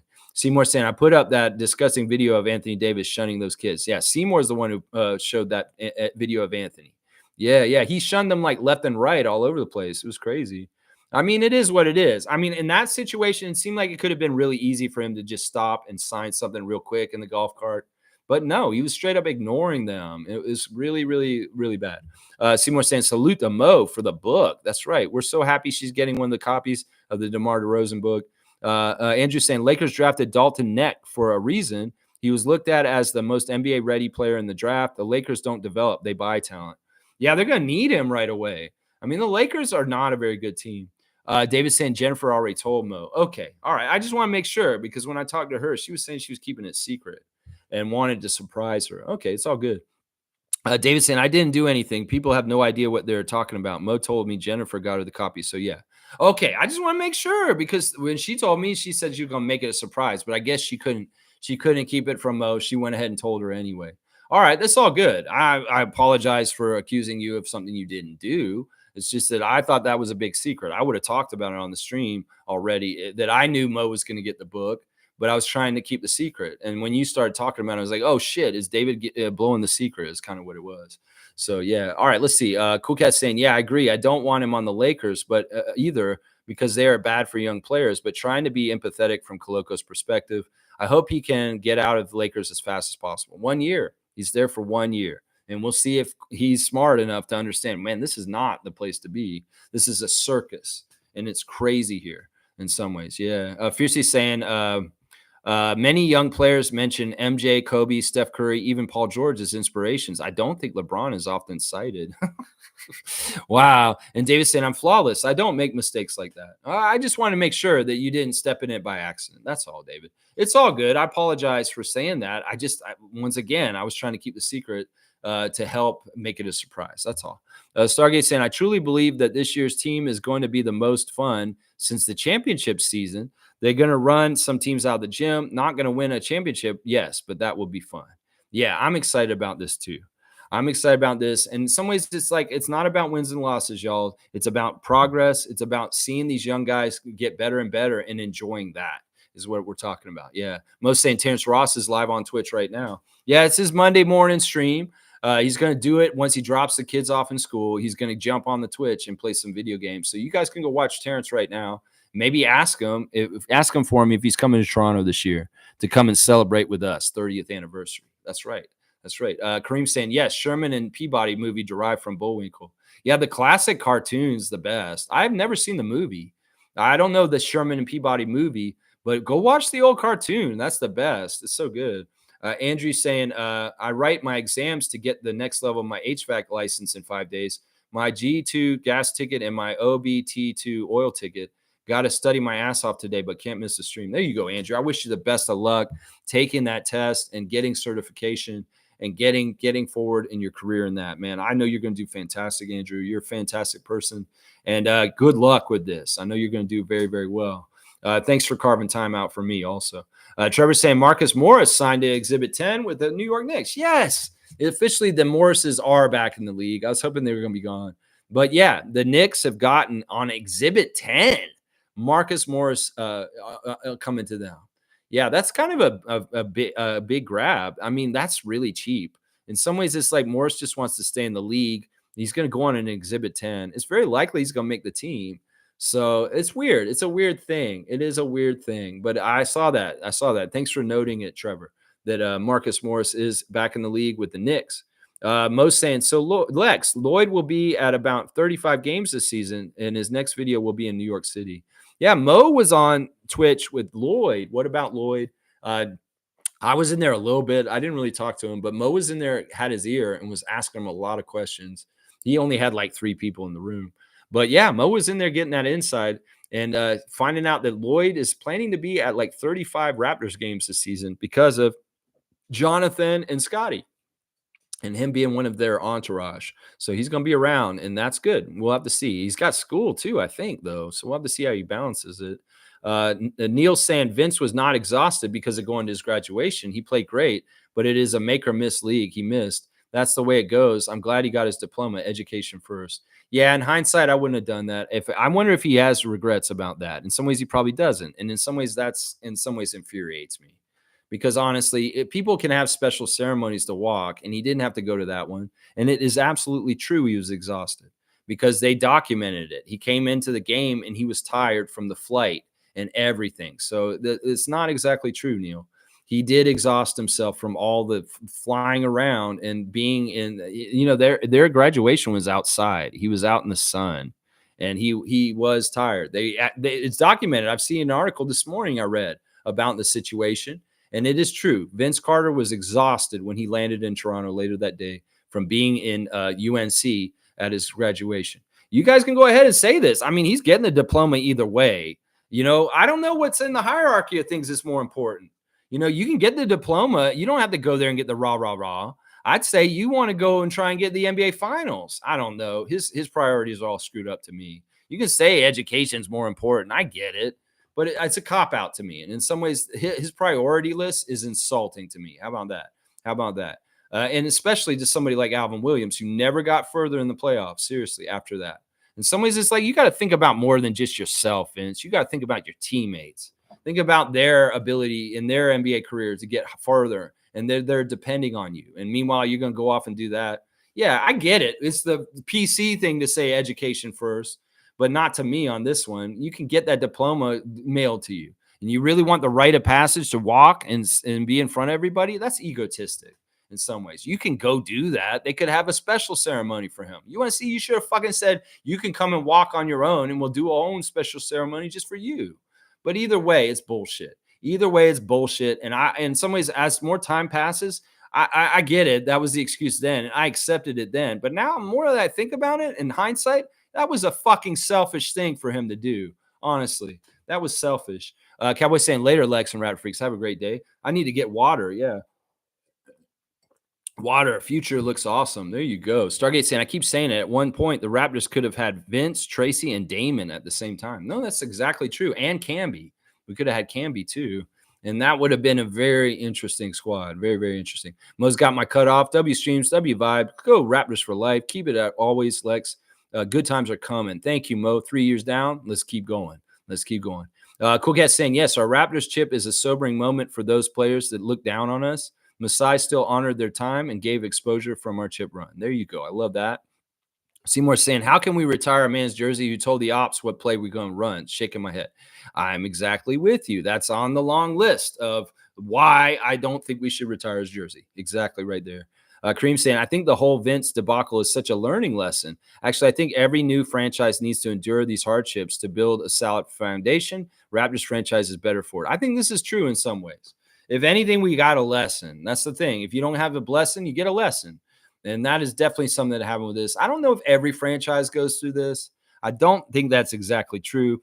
Every franchise has different things and different things that they go through. But there probably is something similar in other franchises to this that happened. I mean, sports is like this, and it doesn't necessarily have to be NBA. It could be a baseball team. It could be an NFL team. There's going to be problems with players and disputes with the franchise and holdouts and all that kind of stuff. It's just that this in particular is a very personal one. And it's sad because in some ways he's the one who really put us on the map first.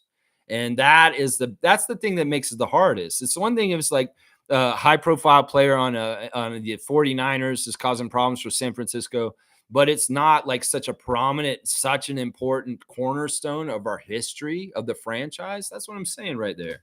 That's what I'm saying right there. Now, there probably is an NFL equivalent or an NHL equivalent that you could probably figure out and point to what would be the Vince Carter situation in those leagues. Kareem is what I'm wondering. Blackhawk saying it's not about forgiving Vince. It's about overcoming the rough times. No matter what Vince did, we still came out on top. It didn't break us like the Grizzlies. Our organization prospered.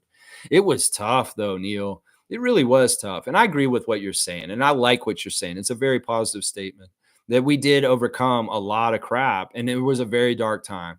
The 2005 to 2010, 2012 era was very difficult as a Raptors fan. There was a lot of disappointing things and a lot of insults and a lot of disrespect. Let's just put it that way. Yeah, but we did eventually prosper once again. And the tenacity of our franchise and not losing our team like Vancouver did is something to be noted also. I agree, Blackhawk. Seymour saying big facts at Kareem, Dunk Champion, and Blackhawk. Yeah, you guys are really on point today. This is a tough subject. In some ways, you just want to deal with it fairly. And that's all I'm doing here because there's a part of things that are not going to be said by Sportsnet, TSN, the Raptors official, any of them. They want to overlook this stuff. But in some ways, that's part of what we're doing here. We're making sure that the truth is still out there and the real full side of the whole thing is talked about. That's all right there. Yeah. Yeah. Word. Stargate saying Dame is not happy. It's written all over his face and body language. I think he also missed playing alongside his running buddy, CJ. Yeah, he's not happy in Milwaukee. You can tell he's not. In some ways, I don't know if he totally gets along with Giannis, right? And also, it really is the support system. I mean, he wrote about it in the Players Tribune. He said, I couldn't believe how much I was so ensconced in the Portland community. And now that that's gone, it's so weird. It's just not the same. And I'm having trouble. He struggled. He struggled last year. He struggled with his mental health and he struggled with depression because his family was so far away from him. And it's his kids. He doesn't want to be so far from his kids. And the kids are in school in Portland. So, man, sometimes you want out and you're like, yeah, I hate this because you hear all the noise. Oh, he's not going to ever get a chip and he wants the chip chase. Well, you see what happened. You fire your coach in the middle of Milwaukee season and it's a mess. It's still a mess is what I'm saying right there. Yeah, 36 plus wins this year. All right, Cowboy, I like that. David saying 41 and 41. I don't mind that either. Let's see. David saying Scotty fucking Barnes is not going to have another losing season. I hope so. I hope you're right. Cowboys saying, yep, and alley-oop for Kareem bringing up Bullwinkle, old Canadian cartoons. I think in their American cartoon, but they had him on up here too. Stargate saying T. Ross's Twitch streams are almost as good as Scotty's. Great stuff. He's good. The thing about Ross is great is he doesn't ignore the chat.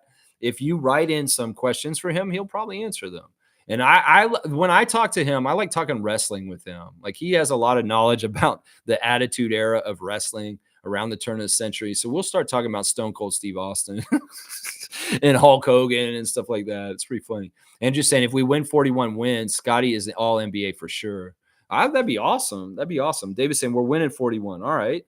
When we win 41, Andrew, let's go later. All right. There's Darko with the fire eyes. Andrew saying, I hope so. Darko with the fire eyes. There you go. Blackhawks saying two-way contract is around 500,000, which is roughly 50% of a rookie minimum contract. That's right. We just missed a zero. I apologize for that. Fiercely saying Aja Wilson reaching 1,000 points in a season yesterday. She's amazing. That is awesome. I love her too.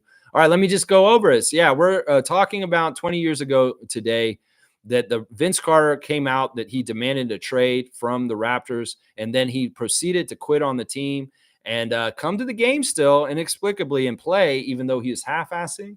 And it was very noticeable. He's decided he wasn't going to jump anymore. And he even told everybody, that's how much disrespect he had for us. He's like, yeah, I'm not trying right now, guys. And he told the press. And he even went and told the other team our plays in the middle of the games. I don't know how anybody can forgive that kind of stuff. In some ways, a doctor has a Hippocratic oath. A journalist has a oath to protect their sources. In some ways, you're a basketball player. You have an oath to try your hardest and do your best out there on the court at all times.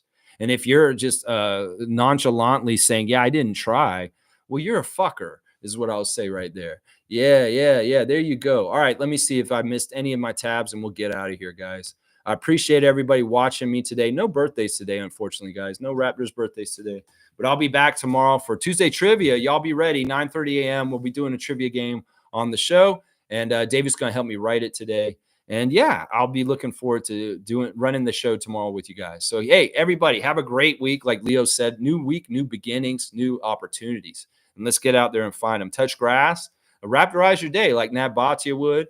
And just, be good and do good. And let's not forget the real history and the real truth of the past and just gloss over the ugly parts. In some ways, there's a lot of different forces in different places that would like you to forget things that happen in Canadian and American history. And there's a lot of that happening right now with Vince Carter. And that's what I'm talking about right there. All right. I appreciate everybody. Raptors Freak out. Let's go. Please like, comment, share, and subscribe. If you like, you can subscribe. You can talk to us in there. Master P, you want Master P trivia tomorrow, huh?